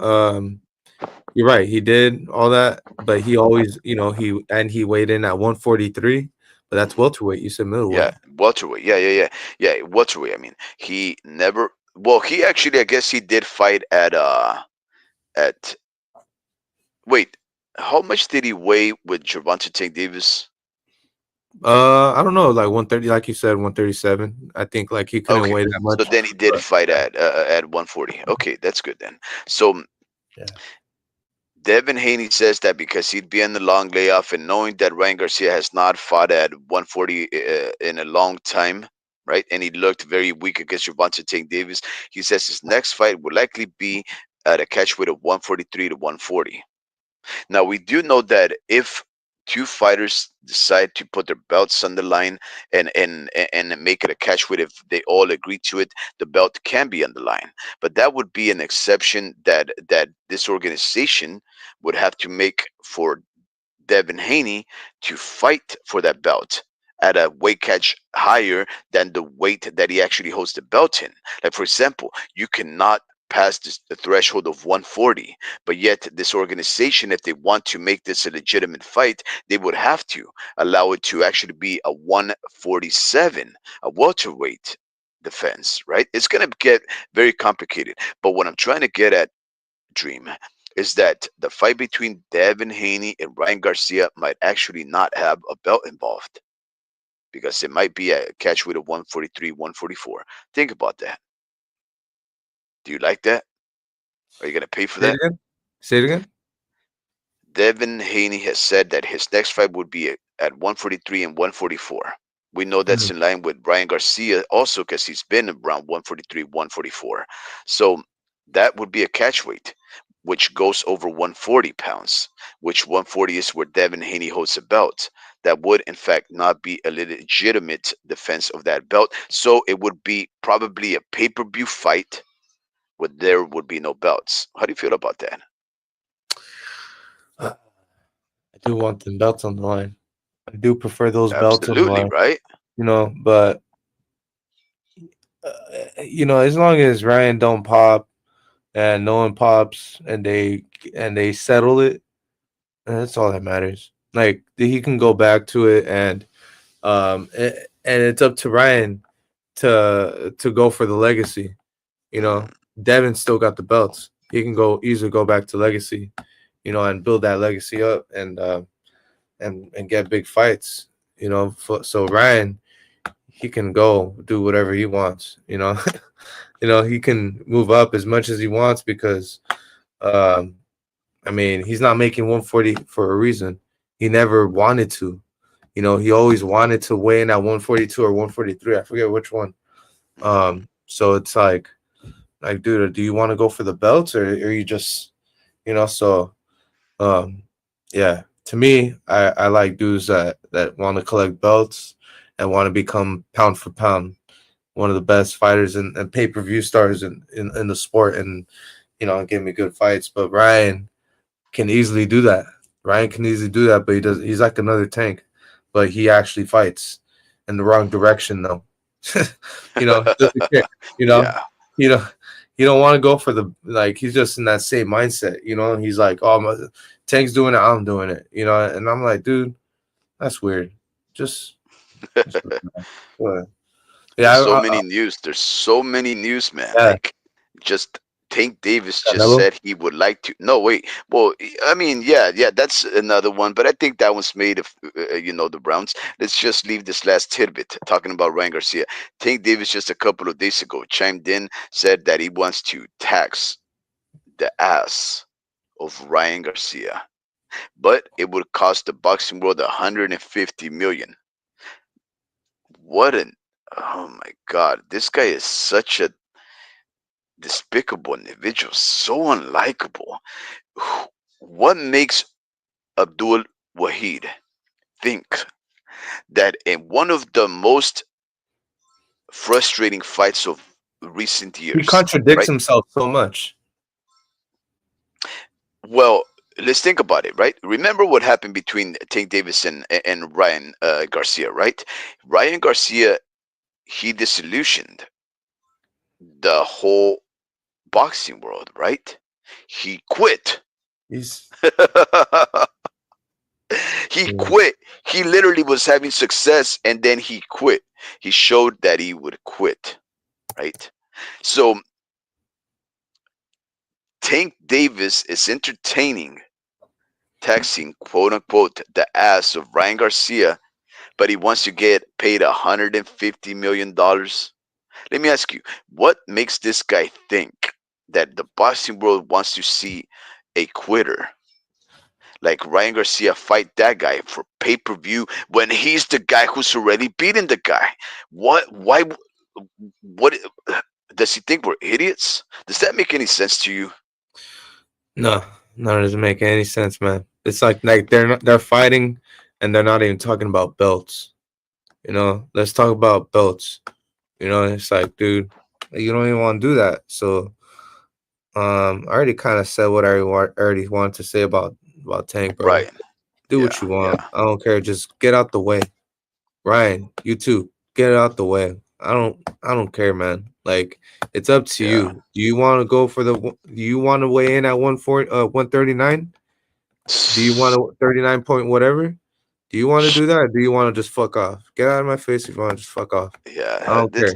these guys are so dislikable, man. I mean, I Yeah. can't imagine look. He's talking about Turkey. He's saying Turkey. If you want to see a rematch of a fight that I dropped Ryan Garcia twice, and he showed his cowardice. It's going to charge you $150 million because I dislike you. And in fact, after you didn't invite me to the Ring Magazine Awards, I talked bad about you. I still want you to pay me, give me my I'm two getting pissed. Ferraris. What a Um, the arrogance of this guy, man. Right? I don't know who to dislike more, Ryan Garcia or Abdul uh, Rahid. It's incredible. yeah, I don't know. They come in waves, man. You know, just like at first I didn't like Tank as much, but then it's like okay, at least he's admitting it, you know, and it's okay to admit it, but it's the principle, bro. Like it's where you're standing in the sport. It's fucking despicable, you know. And same with Ryan, but he's like fucking acting like a psycho, and acts like he needs fucking some medicine. Hmm. But you can see that he's actually getting better, you know, with his, you know, by the way he's avoiding all this nonsense. It's like he doesn't know how to handle like certain like I don't know. It's like something had something. He wasn't like this before because I've seen him in public, personally, Hmm. and he was just a little louder. I think he was just young and naive, maybe, and then now he's just like I don't know. Like it's just a little weird, man. Some I've been I've told Rick uh I've told Rick a lot of things about Ryan. Hmm. Like he's like going through like a mental I don't know something Crisis mental. or something. Yeah, something's going on with his mind, and it's unique because he's rich. You know, there's not a lot of situations where get people get rich, and it starts to mess with their mind. You know, I it's don't very know. unique. Everybody that hangs out with Diddy would probably say otherwise. They're probably like, "Man, what are you talking about? I've been doing But not drugs, Tank. baby oil, and all kinds of stuff." Well, it's just I don't know. Some people just know how to stay true to themselves, and some people just don't know who they are. You know Even themselves. Tank Davis got picked up and hugged by P Diddy. Um, Yeah, well, okay. Tank. Yeah, I don't know. Tank is a little more like in tune with his body, and he knows like he's just sensitive. You know, emotionally, he's just sensitive and takes, and that's what makes him great. You Yeah. know, Good that's what evening makes him fall to great. you, Adi Medi. Good evening fall. It's been a little while. Thank you very much for hopping on to this here live. I think it's my first live of this year on this channel at least. So thank you very much for hopping on. Thank you for chiming in. And I hope you've been well of health and sane of mind. He states, I'd rather see Conor Ben versus Ryan Garcia. The winner clears their name of any allegations. Well, it would be it would be Roid Rage versus what is it? Austrian Hmm? Anger. Well, I it'd don't know. be a great fight. Let me ask you just real quick, because I don't think that fight's gonna happen, right? What But Devin and who wins Ryan? that fight? Yeah, Ben or Garcia. Who wins that fight? I I think got Ben. Ryan. Wow, my Right, God. right, Man, you guys really believe in Ryan Garcia, don't yeah, you? no, Ryan's hook is serious, bro. Like he's like it's an all time hook, bro. Like he's going to be remembered for his hook, bro. Like he's still he's still a threat, bro. You know, That and is true. he's still a threat. And I feel like the fact that he wants to fight Boots isn't surprising. I'm like, fuck it, man, just fight Boots then. You know, five boots, bro. Like he will actually outbox you, you know, and he will find that hook, but he might be chinny. So I will take those chances, bro. Like he knows how good he is. It's just that he's a psycho, man. He's psycho, and he needs to learn, bro. Like the fundamentals a little more, you know, or he needs to implement them. But you know, it doesn't. That's what that he like implementing them would mean taking away from what he's good at. You know, and he doesn't know how to use a hook with Mhm. fundamentals. It's just what it is. You Turk know. Adi says, imagine Canelo with a 001 uniform and Brian Garcia with a 456 for Turkey at Sheik's Squid Games to see which of these dirty poppin' fighters, wins the Squid Games. That's a that's a good one, right? Everybody's on some type of drug, right? Everybody. Yeah. And why wouldn't you? If drugs allow you the performance to get better, win more convincingly, and those And wins open up doors, why wouldn't you do drugs up until you get caught so you can make millions? I mean, it's a winning formula, but right? also forgot to say that Connor Ben's not fundamentally sound. You know, he's And actually there Ryan to get Garcia hit. is. No, that's what makes a good fight. But It is a good fight. it's just Ryan's arsenal is better than Connor's. Connor Oh does have God. hook. Nah, dude, I'm telling you right now, Ryan's hook is a hard hook, and he will actually knock out Connor. One Connor's trick pony, chinning. bro. One trick Connor's chinning. pony. And he's a No, quitter. Connor's a one trick pony. I'm telling you, bro. Connor's Yeah, maybe he Connor's is, man. Connor's a one trick pony, bro. He's not good at boxing. He's just fucking strong. That's it. Yeah. He And not sucks, even that bro. strong. The last two times he He, didn't look too convincing. dude, Devin will outbox him. Devin will beat him too. Yeah, but You we're know, talking about easily. Ryan. Come on now. I know. I'm just trying to give you examples. Like I'm trying to give you a barometer Devin of would when have that. boxed him, but Ryan Garcia boxed him, or what? I don't No, know. no, It's no, no. Ryan Garcia, because only Ryan would win by knockout. But yeah. so I think he's not fundamental. I'm just trying to give you a barometer, bro. And I think dudes like hmm, maybe Karen. I think Karen would be fucking would beat him. He would actually like probably knock him out. You know, Karen Karen, the one that beat fought Conor Boots. Ben. Yes, Of I course, think Connor. Yeah, Karen has already been proven to be a very multifaceted, highly skilled fighter that can switch it up Stanionis, in different, contrasting styles. It's yeah, Karen is underrated, man. Like I mean, I know Stanionis that. too. Hmm? What is Stanionis it? too. Yeah, yeah. Well, those guys are. Yeah, that's. Yeah, no, man. Yeah, once you start bringing up those names, you're like, man, really, 140, 147 is so potentially explosive, right? Um, Audimedi Super says fly. Connor looked horrible in this last fight. Have you seen Ryan Garcia's knuckles? They're squared and in the shape of brass knuckles, bro. Really? That's Yeah, dude, crazy. bro. I think that's true. I think that's actually true. I think maybe I've seen that. Um, Okay, Ryan. Pachuco says these dudes are tarnishing the wonderful sport of boxing. Yeah, Absolutely, these guys are, man. It yeah, really is Ryan. bad. But you know what, El Pachuco? There are people that can pay those big, hefty sums. It may seem absurd to us, and it may seem that those high, incredible, forms of recompense and payment seem like unfathomable to you and I. And definitely, those fighters are undeserving of that kind of payment, but if you're able to get in the good graces of Turkey Ali Sheikh, His Excellency, you might actually make that money. So who knows, right? El Pachuco continues. He says, I remember an athlete saying that all high level athletes are on something, and that when they get busted, it's because they became careless, lazy with their dosing regimen. Um, yeah, in fact, I just read a report today, El Pachuco, about a doctor that apparently a lot of these fighters that have popped dirty have gone to meet with him, and he made some statements recently saying that in the modern day, if you're still getting popped for drugs, even though there's micro dosing and types of drugs that can leave your body in 8 hours, that you're an idiot. He said himself. Now the BBBOC and everybody's like trying to investigate him to determine why he has all these connections with all of these boxers that have popped dirty, and why is he saying that there's PEDs and other performance drugs that clear your body in 8 hours. How would he know that? Is what they're asking, right? So yeah, I think there's so much evidence out there that everybody seems to be doing something, right? Even the greats, Canelo, Tyson Fury, uh, all of these great fighters that are making big money. Uh, they've had some accusations. Money Mayweather, Pacquiao, all of these guys, right? So why wouldn't they? They're making big money, and up until you get caught, fake it until you make it, right? Eddie Medi says, or their contract with Victor Conte ends at El Pachuco. Absolutely.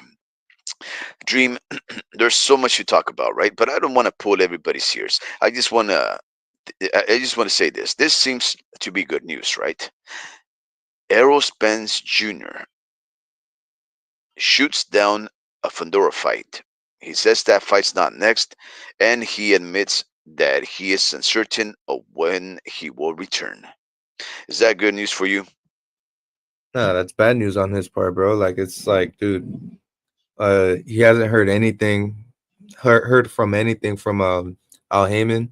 Mhm. That's what I heard, and that's what I heard. The fight's not happening. I heard that a couple weeks ago though. I think that might be a little old news, and I think they picked up again or something like that. But might be wrong. I'm not. It's like another one of those situations where I don't care about, like dudes like Arrow, bro. Like build your way up first, and then it's like, and then go for the belts. But it's like if you're gonna just go straight into Fundora, you're gonna have to.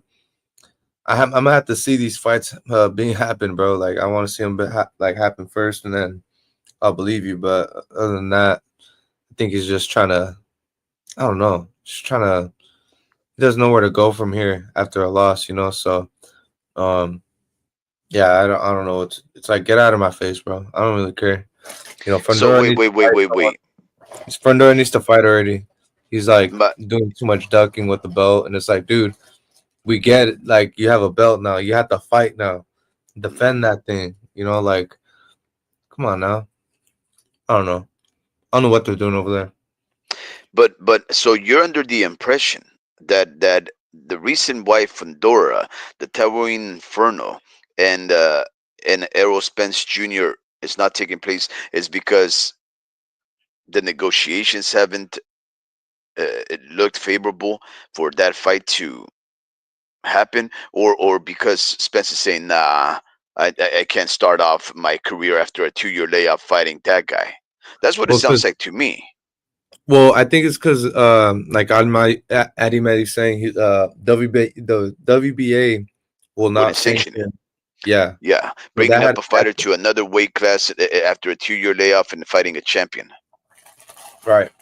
Yeah, So I that think that you're under. Yeah. well, that's probably the most logical and reasonable explanation, right? I mean, Hmm.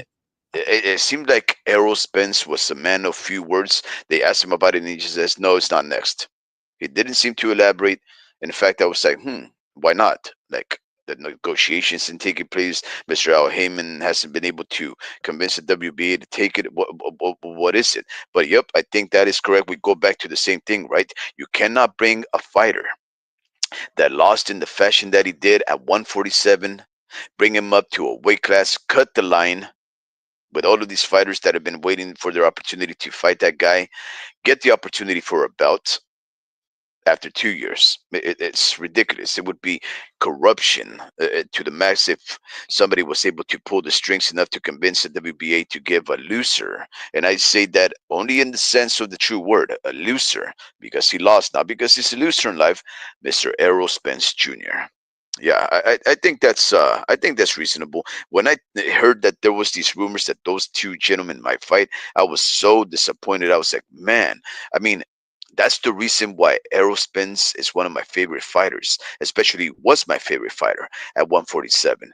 But I was like, at a at some point you have to think about your health because we need to see you fight again. We want to see you become victorious. But the way that you're moving is it seems like you're just being brave to the point of being stupid for it, right?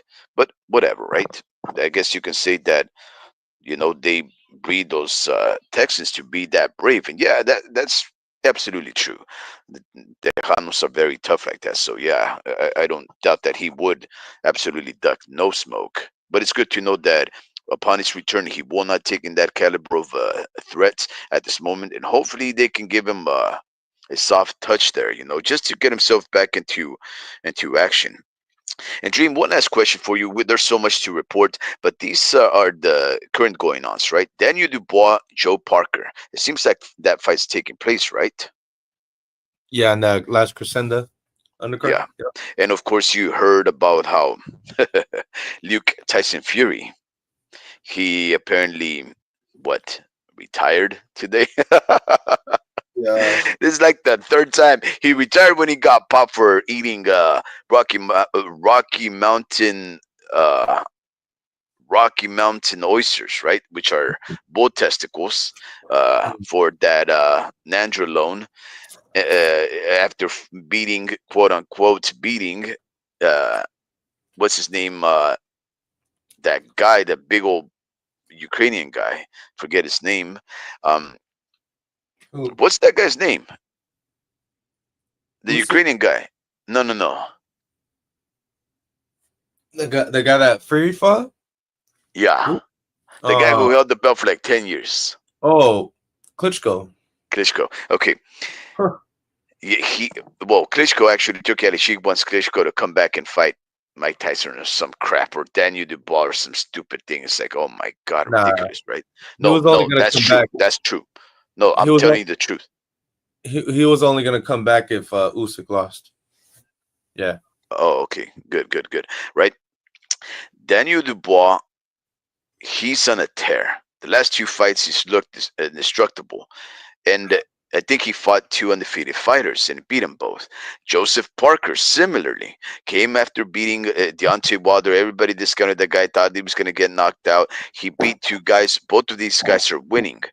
And that fight is next. On the last crescendo, another one of those Saudi Arabian Riyadh season fights, we have Petriviev versus Bivol, the rematch. Daniel Dubois versus Joseph Parker. Shakur Stevens versus Floyd Schofield, who apparently Floyd Schofield refused to attend the presser today. I'm not too sure what happened. Oscar De La Hoya showed up in his presence in his stead, but Schofield did not show up. Carlos Adames will be fighting Hamza Shiraz. That's a very good fight. Virgil Ortiz, Israel Madrimov, Zilay Singh, Agit Kabayel, and Callum Smith versus oh goodness, I ended up screenshotting and covering up the guy's face. But Daniel Dubois and Joseph Parker seems like a very interesting fight, right? Now, there was a poll, if I'm not mistaken. They asked what fight would the European British fighters want to see the most? And I really thought Daniel Dubois and Joseph Parker would be like right there at the top, right? Oh yeah, that's right, Ademiri. Thank you very much. Joshua Buatsi and Callum Smith. My goodness, that's a heck of a card. That's no lie, no lie. That card right there is better than the Stacked. one that Turkey just had in LA. Like Stacked. it's yeah, this is way better. It's better than the one card in LA, or maybe it's Regency. But right now, this seems like the fight of the year, right? The fight card of the year. But the poll actually was answered by saying the fight that people want to see the most in Europe is Anthony Joshua and Tyson Fury. Tyson Fury, apparently, if we're to believe him, he retired. Let me ask you, gentlemen. Daniel Dubois versus Joseph Parker, Tyson Fury versus Anthony Joshua. Two losers in AJ and Fury, and Daniel Dubois versus Joseph Parker, two winners. Which fight do you guys want to see? Joseph Parker versus Daniel Bryan. Who else? Daniel Dubois and Joseph Parker and Fury versus AJ. Well, first of all, one's made already and already gonna happen. Yeah. Another fight isn't gonna happen. Do you think it won't happen? Fury and Joshua won't happen. It hasn't been made though. You're talking about two fights that are in different, you know, like one's actually a real fight. The No, other but one is they said okay. The post bad. said which fight people want to see the most, and they said that one. They want to see that one even more so than this fight that's actually going to happen. Do you think The fact there's that any value in Joshua versus Fury? yeah, yeah, there's a lot of I think that would sell out Wembley Stadium. Obviously, that's a big fight in the UK. You know, that's a big fight out there. Like that would sell out. That's really what it's all about is that gate. And pay-per-view buys, man, honestly, you'd be shocked. You get like half a mil, Mhm. you know, like half a mil, quarter mil, 15 mil, 70 mil. I'm just kidding. Uh, Yeah, no, that's definitely a very lucrative fight. 700. Um, I mean, 700. Sorry, but yeah, man, that's a good fight. But honestly, I'm more focused on the Daniel Dubois versus Joseph Parker, man. Who you think? yeah. Who you got? Well, it's because I look.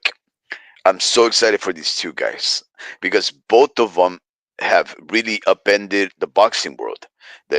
Everything that we thought about Joseph Parker, right?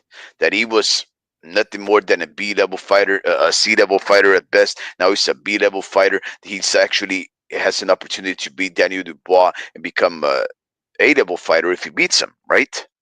Now, as El Pachuco reminds us, Daniel Dubois landed that body shot right at the belt line. Now, the belt line is fair, guys. The belt line is fair, especially the way that these fighters, especially like Usyk and Tyson Fury, like to hold up their belts. Right? They really like to fly their belt line very high. Right? Especially Usyk. I mean, no, no, no. Fury, he holds his belt line almost all the way to his tit. Right? And I thought that the punch was fair. It landed part into his body. Like if you look at the punch itself, half of the glove is touching skin, half of the glove is touching below the skin, right at the belt line. But they called it a low blow, right? Usyk rides out the 5 minutes, and then he comes back a few rounds later, starts hurting Dubois. Dubois gets very discouraged after he didn't get the knockout from that body shot. Right, so we know that Daniel Dubois has a little bit of quit and frustration. He resigns when things don't go his way. We saw that in the Usyk loss, and we also know that he can quit. And I'm not too harsh on the quitting part because when he lost to the Juggernaut Joe Joyce, I mean his face was broken. They kept hitting him right there in the eye, broke his orbital. He actually fought for like 4 rounds with a broken orbital. I don't say that guy's a quitter. I say pain overcome him, right? So I do want to see that fight. I do think it was a fair shot, but in my opinion, Daniel Dubois is in a tear, and so is Joseph Parker. I'm a fan of both at this moment, but something about Daniel Dubois knocking out Anthony Joshua, and yet Joseph Parker winning convincingly against Zile saying, I mean, maybe it was too close for comfort, but he also beat the heck out of Deontay Wilder, embarrassed him, right? I still say Daniel Dubois would be too hard a puncher for Joseph Parker. I just don't see Joseph Parker with the type of movement that he has right now being able to knock out Daniel Dubois. I think Triple D wins that fight. Really? So I think this right here. Uh oh. I think this fight. I think this fight right here, right against that fight you're talking about, Daniel Dubois versus AJ. Uh, that fight, that knockout right there was more about AJ's inability to take a punch. That's what that was. I think AJ shot. Like I think there's rumors out. It's not even a rumor, it's more of a fact that he's been knocked out in sparring plenty of times, you know? So it happens a lot with him. So that's what that was about more than anything. And honestly, bro, I think I got Joseph Parker. I got Joseph Parker winning. um, Yeah, he's UD gonna or MD? uh I think he's capable of doing both. But Yeah, yeah. I don't think Daniel Dubois has IQ. I Mhm. think he's living off of uh really living off of AJ's downfall. And that, congrats, bro. He's getting the bag. And then Filip Pergovic, um Rick said he sucks. This dude sucks. Fundamentally, he sucks. He just has power and a chin. And and That's what you Jarrell need in the Miller. heavyweight division.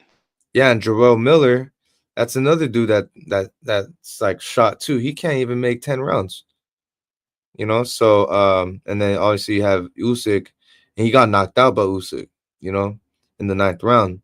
So honestly, and then Joe Joyce, he just got knocked out. He lost that one, and he got knocked out by Big Bang Zhang, Bro, Joseph Parker just beat Big Bang Zhang as well.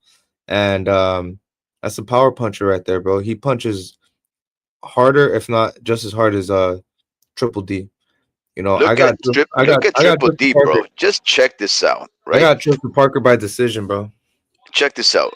He was beating Joe Joyce, by the way.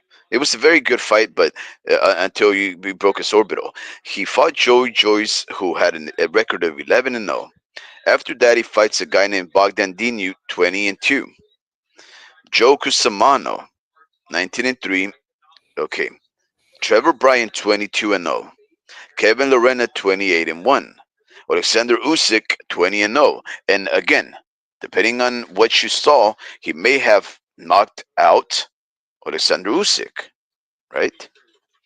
Jarrell Miller, 26-0. Filip Hrgovic, 17-0. And Anthony Joshua, a three-time belt holder, 28-3. He knocks him out. He drops him like twice in the fight, bro, if not three times, right? We're Like, talking about Dubai. yeah, Daniel Dubois. That's his recent fights. Well, it's a I don't styles think mixed fight. any, It's a styles mixed fight, bro. Like but all of honestly, those guys have different styles, bro. Like, no. he's able to beat all of them. But Joseph Parker is light on his feet, bro. He's a different That is type of true. heavyweight. He's a That is different true. type of heavyweight. He's gonna give him issues. He's gonna give him issues, bro. And he's I don't know. He does punch. He does have a puncher's chance, you know. But I just don't think he's good enough to capitalize on the pain he gives. Because I think he's gonna connect on it on Joseph Parker. But I think Joseph Parker, his ability to negate, you know, the movement of Triple D, who actually like put him on the ropes after he's hurt. You know, he just got that IQ. You know, he has better IQ, bro. Even if he gets hurt, So Parker's crafty like that, bro. 95% knockout ratio for Daniel Dubois. 22 wins, 21 by knockout. Yeah, but Joseph Parker, 35 wins, 23 knockouts. look And at his and, and these start. look Let's at look his at the. opponent. Look at his Yeah, yeah, opponent. yeah. Let's go through 'em. Let's look through when he starts. Man, wow. Okay, Huey Fury, 20-0.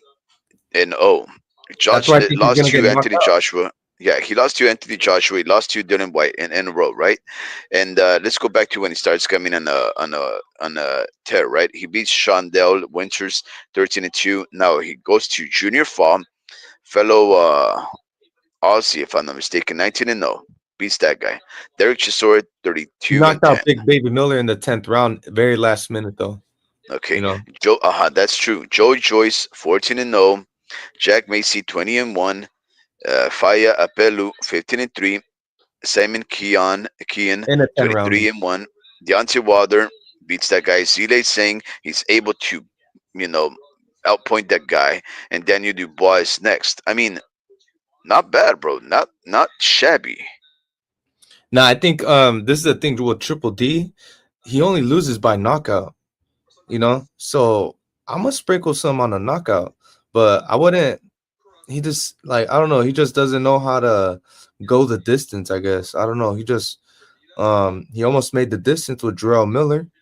But he's Yeah. going 12 rounds, bro. Like honestly, I I'm starting to shift towards a knockout for Joseph Parker, bro. I think Joseph Parker knocks. Joseph Parker knockout. Yup, Wow. yup. Wow. Okay. Well, okay. Yeah. There you go. El Pachuco says, I would like to say that Parker is a small heavyweight. Um, yeah, that's a fair analysis, right? I mean, I think it's deceiving, right? Because Joseph Parker is very mobile. He's very athletic. He can really get down low, right? He's pretty light on his feet. He really can crouch down low. In fact, one of the reasons why he was able to survive, and in fact, he was also dropped by Oh, Zile Singh, is because he crouched so low, right? So, do you agree with that? Joseph Parker is a small heavyweight. I think bro. he's Yeah, just a he little is. bit bigger than, yeah, he's a little bit bigger than Alexander Usyk, right? Yeah, he is, and but he fought a Big Bang Zang, bro, where it didn't matter. Yeah, Zhang punches hard, bro, and he true. he actually almost got Knocked out. oh yeah, he got He got dropped. dropped twice. Yeah, he got dropped once, I think. But that fight was good, bro, and Joseph Parker negated that shit, bro. So Joseph Parker, bro, like I'm probably just gonna go money line, but Big Bang Zhang also fights too. You forgot to mention him. He fights Agit Cabello. Mhm. He fights him, and Cabello this is the same situation. They got the same styles fight in the same card. You know, Agit Cabello is also light on his feet, Yeah. and Oh wow, that guy's the threat. yeah, he's gonna beat Big Bang Zhang. I think he's gonna beat him. His too many issues. His styles makes fight. I want to see And them Big two Bang going Singh is gonna be like what, 42 years old by then? up there. He's up there, bro. But he it's all about diet, bro. Like he maintains a good diet. You could tell this guy just eats rice and spam and eggs all day. Arimedi says that he thinks Ortiz and Madrimov will steal the night for sure. Man, look, with all those fights, wow. I mean, okay, look, Petriviev and Bivol, yeah, I would agree. That fight, that's not going to be the best fight of the night. We're all going to be invested in everything, but we saw that fight, right? We already know who the undisputed, first undisputed light heavyweight champion will be for the rest of history. There is none other than Artur Beterbiev. Even if Bivol wins, unless he beats Beterbiev by knockout, there's really nothing that he can do. The first fight was close enough in the eyes of many, so he could just do the same thing and he got to win the second time around and we can see a three-peat. But I don't think that's going to be the fight of the night. Yeah. Joseph Parker, Daniel Dubois has a potential to Mm-hmm. be the fight of the night. Even Shakur Stevenson, Floyd Schofield, because styles make fights, we know that Shakur Stevens has the potential to make it boring. Carlos Adames, knockout artist, right? He's very skillful, very good Dominican fighter right there at Yeah. middleweight. Yeah. Hamras Shiraz, very incredible, Hold on. talented fighter. Can I say something? Yeah, So I had to go to sleep like in 5 minutes, but I wanted to be like I wanted to run down all the fights and get your pick, yeah. and say Oh man, I and hate by doing how that. Go for mm, it. by how, you know, and I'll go with you, So um Joshua Buatsi versus Colin Smith. Who you got? And you can say why, but keep it short. Mhm. I I'm gonna think go Callum, Colin Smith. Yeah, me too. just because I've seen some hellacious knockouts by Callum Smith, and I haven't seen much things to impress me by Buatsi, but the fight that Callum Smith just had, did not preparing for Buatsi. I think Buatsi wins. Really? Okay. No, I think Colin Smith outboxes him. I think he's more technically sound than Buatsi. I think Buatsi gets Yeah. tired easily. I Yep. think I mean, it's not. I don't think it's the muscles. It's the issue. It's like with cardio. He has Mhm. cardio issues, and when he explodes, he gets tired faster. So I'm gonna rely on the lengthier Colin Smith to keep him at bay. I Yeah, think but the Colin thing Smith is, was, the Colin Smith was doing Buatsi, great against Arthur. So I but think Yeah, that's true. That is true actually. he was doing great against Arthur. He would have won But if he won the Boazzi distance. also seems to, he can throw a 1-2 and then push in for the hold, 1-2 and hold, 1-2 and hold, and just Yeah, but neutralize. I've that's seen him his do that. muscle. But he's using his muscle. You're using muscle. It's all about like him making it the distance with this guy or trying to hurt him. I don't think he's gonna be able to hurt Colin Smith. He's So been you in there said with bro. He's been in there with Canelo and Arthur Beterbiev already. So true. this guy will not get hurt. He's going the distance, if anything. Okay, So I think Colin Smith. Caballero Right. versus Sting. I think we both agree Hold on, hold on, hold on. Caballero, right? Hold on. Yeah, I was gonna go right up my list. Oh yeah, okay. Uh, Yeah, never mind. You have my list. You have my you're on Boxrec, huh? no, I have a screenshot. Oh, Boxrec? Oh, Boxrec? No, of the Saudi Oh, Arabia got you. poster. Okay, got you. Well, okay. Next one. Virgil Ortiz Ismail Madrimov. All right. That's a good one. Honestly, I I got think Madrimov. yeah, I think Madrimov. Same. I think he goes the distance, if anything. Um, I'm not sure if he knocks him out though. I'm not sure if he does that, but there's a No, I chance don't that think he knocks him out. maybe he And it's not knocks going him to be an down. easy fight. It's not going to be an Maybe easy fight. he knocks him down. Maybe there's a knockdown. I But could I see think Virgil knocking him down too, though. Yeah, I Remember, think. remember before Madrimov fought Terrence Bud Crawford, he had a fight with a fellow undefeated fighter for the vacant belt, and he had some he had a little bit of triple G in him, but he was really like hyperextending his punches, going for the kill too prematurely, very much like Virgil Ortiz. But if you had seen the fight before that, when you watch Madrimov before he got the shot to fight for the belt, he didn't look impressive at all. Mhm. He won, but it wasn't a very good outing. In fact, it was very controversial, right? Because people were talking up this guy that was coming up and he was going to be the replacement for Triple G, and all of a sudden he gets his first international exposure, and he didn't really look too good. Only when he fought and he won that vacant belt, and then he fought. Terrence Bud Crawford, did we see how good he is? But that's the only reason why I would say that he would win, because I think he won against Terrence Bud Crawford. And to say that, I mean, we have to give him credit for it. I think Ismail Madrimov will beat Virgil Ortiz if Virgil Ortiz cannot figure a way to knock him out. Yeah, yeah, I think I agree. Madrimov will, he'll go the distance. Low, very small chance of him knocking out either guy knocking each other out. I think Um, that's right, Magomed Kurbanov. Yeah, that's the fight that mhm, yeah. There you go, yeah. man. Eddie on So top of it. who'd you have between Zhang and Cabello? Yeah, Kabuya. Okay, Agit Cabello. Kabuya, Okay. yeah. All right. So Joshua Buatsi, Colin Smith. We both had Colin. Oh no, you had Yeah. Buatsi, right? Okay. And then okay, Unfortunately. sorry. Yeah. And then we both had Cabello. We both had Madrimov. Mhm. Okay, Dad Dubai. We talked about that. All right. So I'm gonna go with Shakur Floyd, Schofield. Who you got between them two? Well, I want Schofield to win. Yeah. And can he win? Yeah, he could win. He could win. Yeah, he could win. Mm, he has a puncher's Output, chance. output, He output. has a Yeah. puncher's chance. If Shakur's willing to exchange with him, there is that possibility that Shakur gets caught and he gets shook a little bit. But Shakur's gonna handle his business. I think um, Floyd actually surprisingly has a good jab. He did really well his last fight, so I'm interested in that fight. I want to see if he surprises me as far as like the distance game, you know. Um, so it's gonna be a little technical matchup at first, but then yeah, I think he's gonna kind of break Floyd down, like he's gonna just out jab him and just find too many, just be too quick for him. Um, so yeah, we'll see about that. And then Carlos Adames versus Hamza Shiraz. Who you got?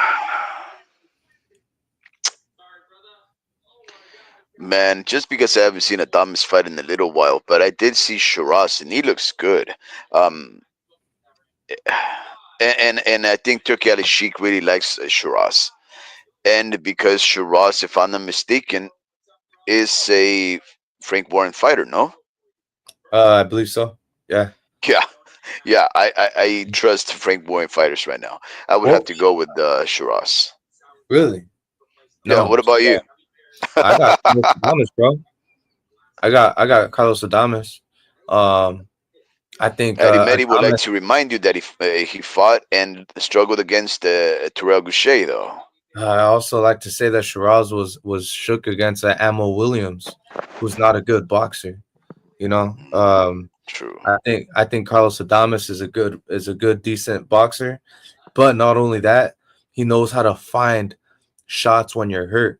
Like he is relentless when you're hurt, and he will find a shot. With Shiraz, we seen him get shook.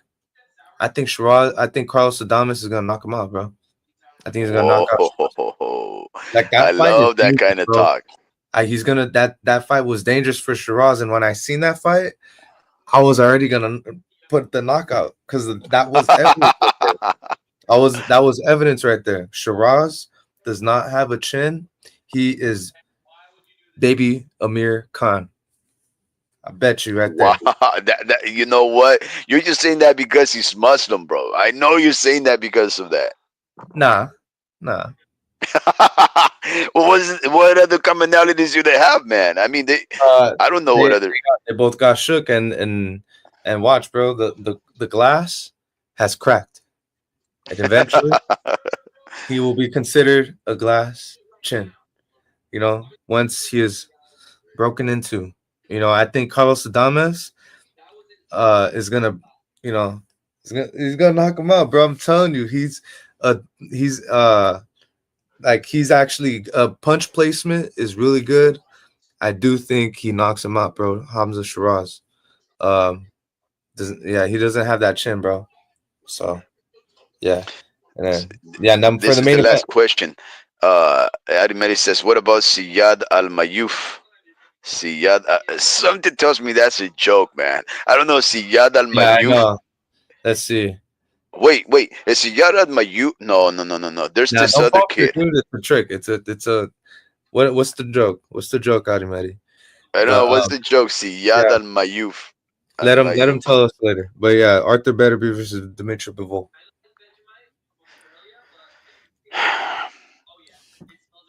Crap. Dimitri. Hey, did you see the interview where Yeah. he was like, What am I, a uh, postman? he goes, I don't even want to be here. Who said that? Uh, you know, he goes, honestly, I'm just focused on the fight. I have no time, you know, like or something like that. You know, like you can tell he was like, I just don't want to be here. You know, you could Who? tell. Bivol? Bad Bivol. He didn't want to be there for sure. He was just busy in camp mode, I guess. I'm busy, focused, thinking about the fight. You know, he's the old school fight. He's an old school thinker. You know, he can't have a See. fun. He can't have no fun. You know, Yeah. he's just like Yeah, business. I don't like that guy. Yeah, man, he's there. Both of them are very boring, but hey, their fights are action packed. So you know what? El Pachuco answers his own uh, criteria, his picks, right? And he says he's got Callum Smith, he's got Virgil Ortiz. I want Virgil Ortiz to win. Also, I should say that, right? It's just that man, Ismail Madrimov looks so spectacular out there, right? Mm-hmm. And Sile saying, yeah, Sile saying couldn't. It's because the thing about Sile saying, right? He's so old, uh, but his his two from the southpaw position is so quick and powerful. Like, and he's so huge. He's so good at moving that very heavy body for a few rounds, right? That it's very possible that he can knock out a Guy Caballero, right? And a Guy Caballero is going to be in the face of Sile Singh, so that is very likely. But I just Caballero just looked very spectacular. Stevenson in a very typical snooze fest. Unfortunately, that is very probable. Um, and if he decides to just outbox, yeah, I could see him frustrating um, Floyd Schofield. In fact, Floyd Schofield struggled against an Eidoeli Suero. I gotta Uh, say who I want. Who I pick. Oh yeah. Well, wait. Let's just read Adames. He has him to beat Shiraz, because he's from the Ryan. I mean Robert Garcia Boxing Academy. Yep. Very good point right there, Pachuco. You're right. There's a reason why RG was the trainer of the year and Beterbiev. Yeah, and I was gonna say Beterbiev because he was able to endure what Bieber was putting up for so long, and he never was hurt about it. Well, there was maybe a round or two where he got hurt, but he was able to survive that. And if Bivol is one of the best fighters in the world, and he wasn't able to really drop him like a lot of other lesser talented fighters have, I believe that that would just spirit up Beterbiev. And this time, if Bivol decides to win more convincingly, if Bivol decides to win convincingly, he's going to have to stand his ground, which is going to expose him to risk of being hurt. And that's exactly what I anticipate. What about you, Dream? So with the Bivol fight, that's what you're Yeah, saying right now, right? Yeah. yeah. Um, I think, I think, um, I think Betterby takes it. I think Betterby repeats what he did in the first fight, and I think there's a chance that Bivol's bravery and willingness to exchange with Arthur Beterbiev will hurt him in the later rounds, and there will be a chance where Bivol could get knocked out. You know, not knocked out. You know, but because he has a chin, bro. If you can take Canelo's punches, you know, but it's just the relentlessness of Beterbiev. You know, he doesn't stop. You know, so it can be like one of those technical knockouts. You know, I think he can knock him out, but if not, he'll just go the distance and you know and win the decision. But it's just I don't see how Bivol can really like adjust to that. You know, there is instances where like um he does keep up blow for blow, but it's Mhm. just that's a dangerous game you're playing. You want to go blow for blow with this guy, and it's not even like he does have an in and out style, but um, you know, Arthur Beterbiev is lengthy. You know, he's not Canelo. He's not short like Canelo. He knows he can somewhat cut the ring off. Mhm. He has a wider stance, so he can cover distance better, I guess. And you know, so he doesn't really have that in and out style. Doesn't work as much as as when he fought Canelo, but I mean, it did win him some rounds. It's Yeah. just, it's just, yeah, it's just it's the only way to win, to beat Beterbiev is to actually more volume, Yeah. more volume. But that that leaves what happens when your fist leaves your head. You're open for shots, Mhm. So it's a dangerous game you're playing, and you have to either somewhat recreate yourself, um, or you're gonna have to, you know, enter that line of fire that you have to cross to become that champion, undisputed champion, right? You know. Do you remember if the AI? Do you remember what the outcome was of the AI implementation on that fight? Do you remember if Bivol won that fight? Well, I think better be AI had Really? better be winning. Really? Yeah. So that's why even AI agrees, and it's like, all right, you know, I really wanted Bavol in my head. I just said, one what Bavol needs just needs to make the go the distance to beat this guy, and he got it. But I wanted that to happen so much that it kind of steered my opinion on the fight. I had to rewatch it, and honestly, just you really had to like. It was so competitive. You had to like pause the fight, and then like do a slow mo and see who wins these like exchanges. And Betterby was winning them. Mhm. Betterby was starting it and he ended it. He was getting hit, but he made sure he got the last hit and the first hit. You know, and but it's just he takes his punches well. Mhm. He takes his punches well, and Bivol's reaction to Better Beeps hits are just it's not as good. It's pretty good compared to his previous opponents. The only man to go that's capable of going the distance with Better Beep is Bivol, but Mhm. that's saying a lot. I think this man knocks out everybody. He knocks out everybody. And it's because his willingness to not stop. This man is a motor. It's something about this guy that makes him legendary, and it's his relentlessness. I think this man knocks out Canelo, bro. I really do think this man knocks out Canelo. He knocks out everybody. You got to Mhm. be coming down from heavyweight division, maybe cruiserweight division, to go the distance with this man. You know, I think only the cruiserweight can beat this guy. You know, um, he's just too much volume, and he can take a punch really well. Mhm. And it's scary, bro. I'm like, I don't, you know, I think Canelo's looking at it as a as a balance thing, like, oh, maybe I can get this guy off balance and drop him, you know, and then actually get a technical stoppage, you know. But it's just he's not gonna get hurt like that. Just this man don't get hurt like that, you know. So Mhm.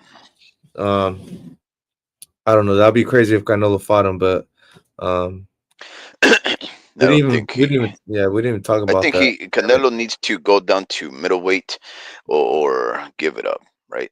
Uh, 175 is not competitive. He is too disadvantaged, too short, and if anything, all we want to do is watch competitive fights, right? He's already tested himself too much, and unless he wants to, just I really don't know. I really don't know about that. I don't think Canelo would fare well with the likes of Hot Rod and Bivol at 175 again, and Beterbiev. I don't know. It's just I don't know, Mhm. right? Hey, man. I think, yeah, but I think you're gonna call it a night, right? Yeah, Um, okay. yeah, All right, man. we'll talk another Thanks, day. Just to read a couple of these last man. fights. Boring. Good night. Boring as fights, but Shiraz will knock out Adames. Adi Meri says, Siyad Al Mayuf versus a known opponent. Oh, okay. There's that one young kid, right? I don't know if that's him, but I think they call him something Ali.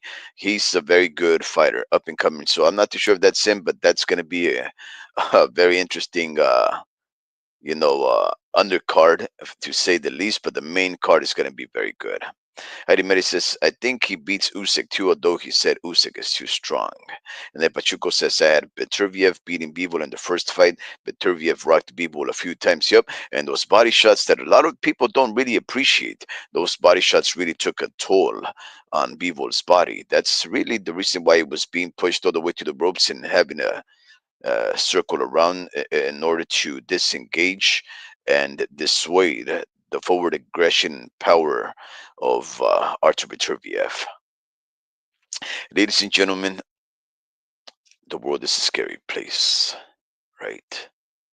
But if you have family and friends that love you, it doesn't matter how scary it is. It'll just be much more comfortable and a safer one if you surround yourself by those that love you and of those for which you have affection and caring for. And when push comes to shove, when the world's a scary place, just remember it's scarier inside of a boxing ring. Man, it's been fun, guys. I hope to do this soon enough, right?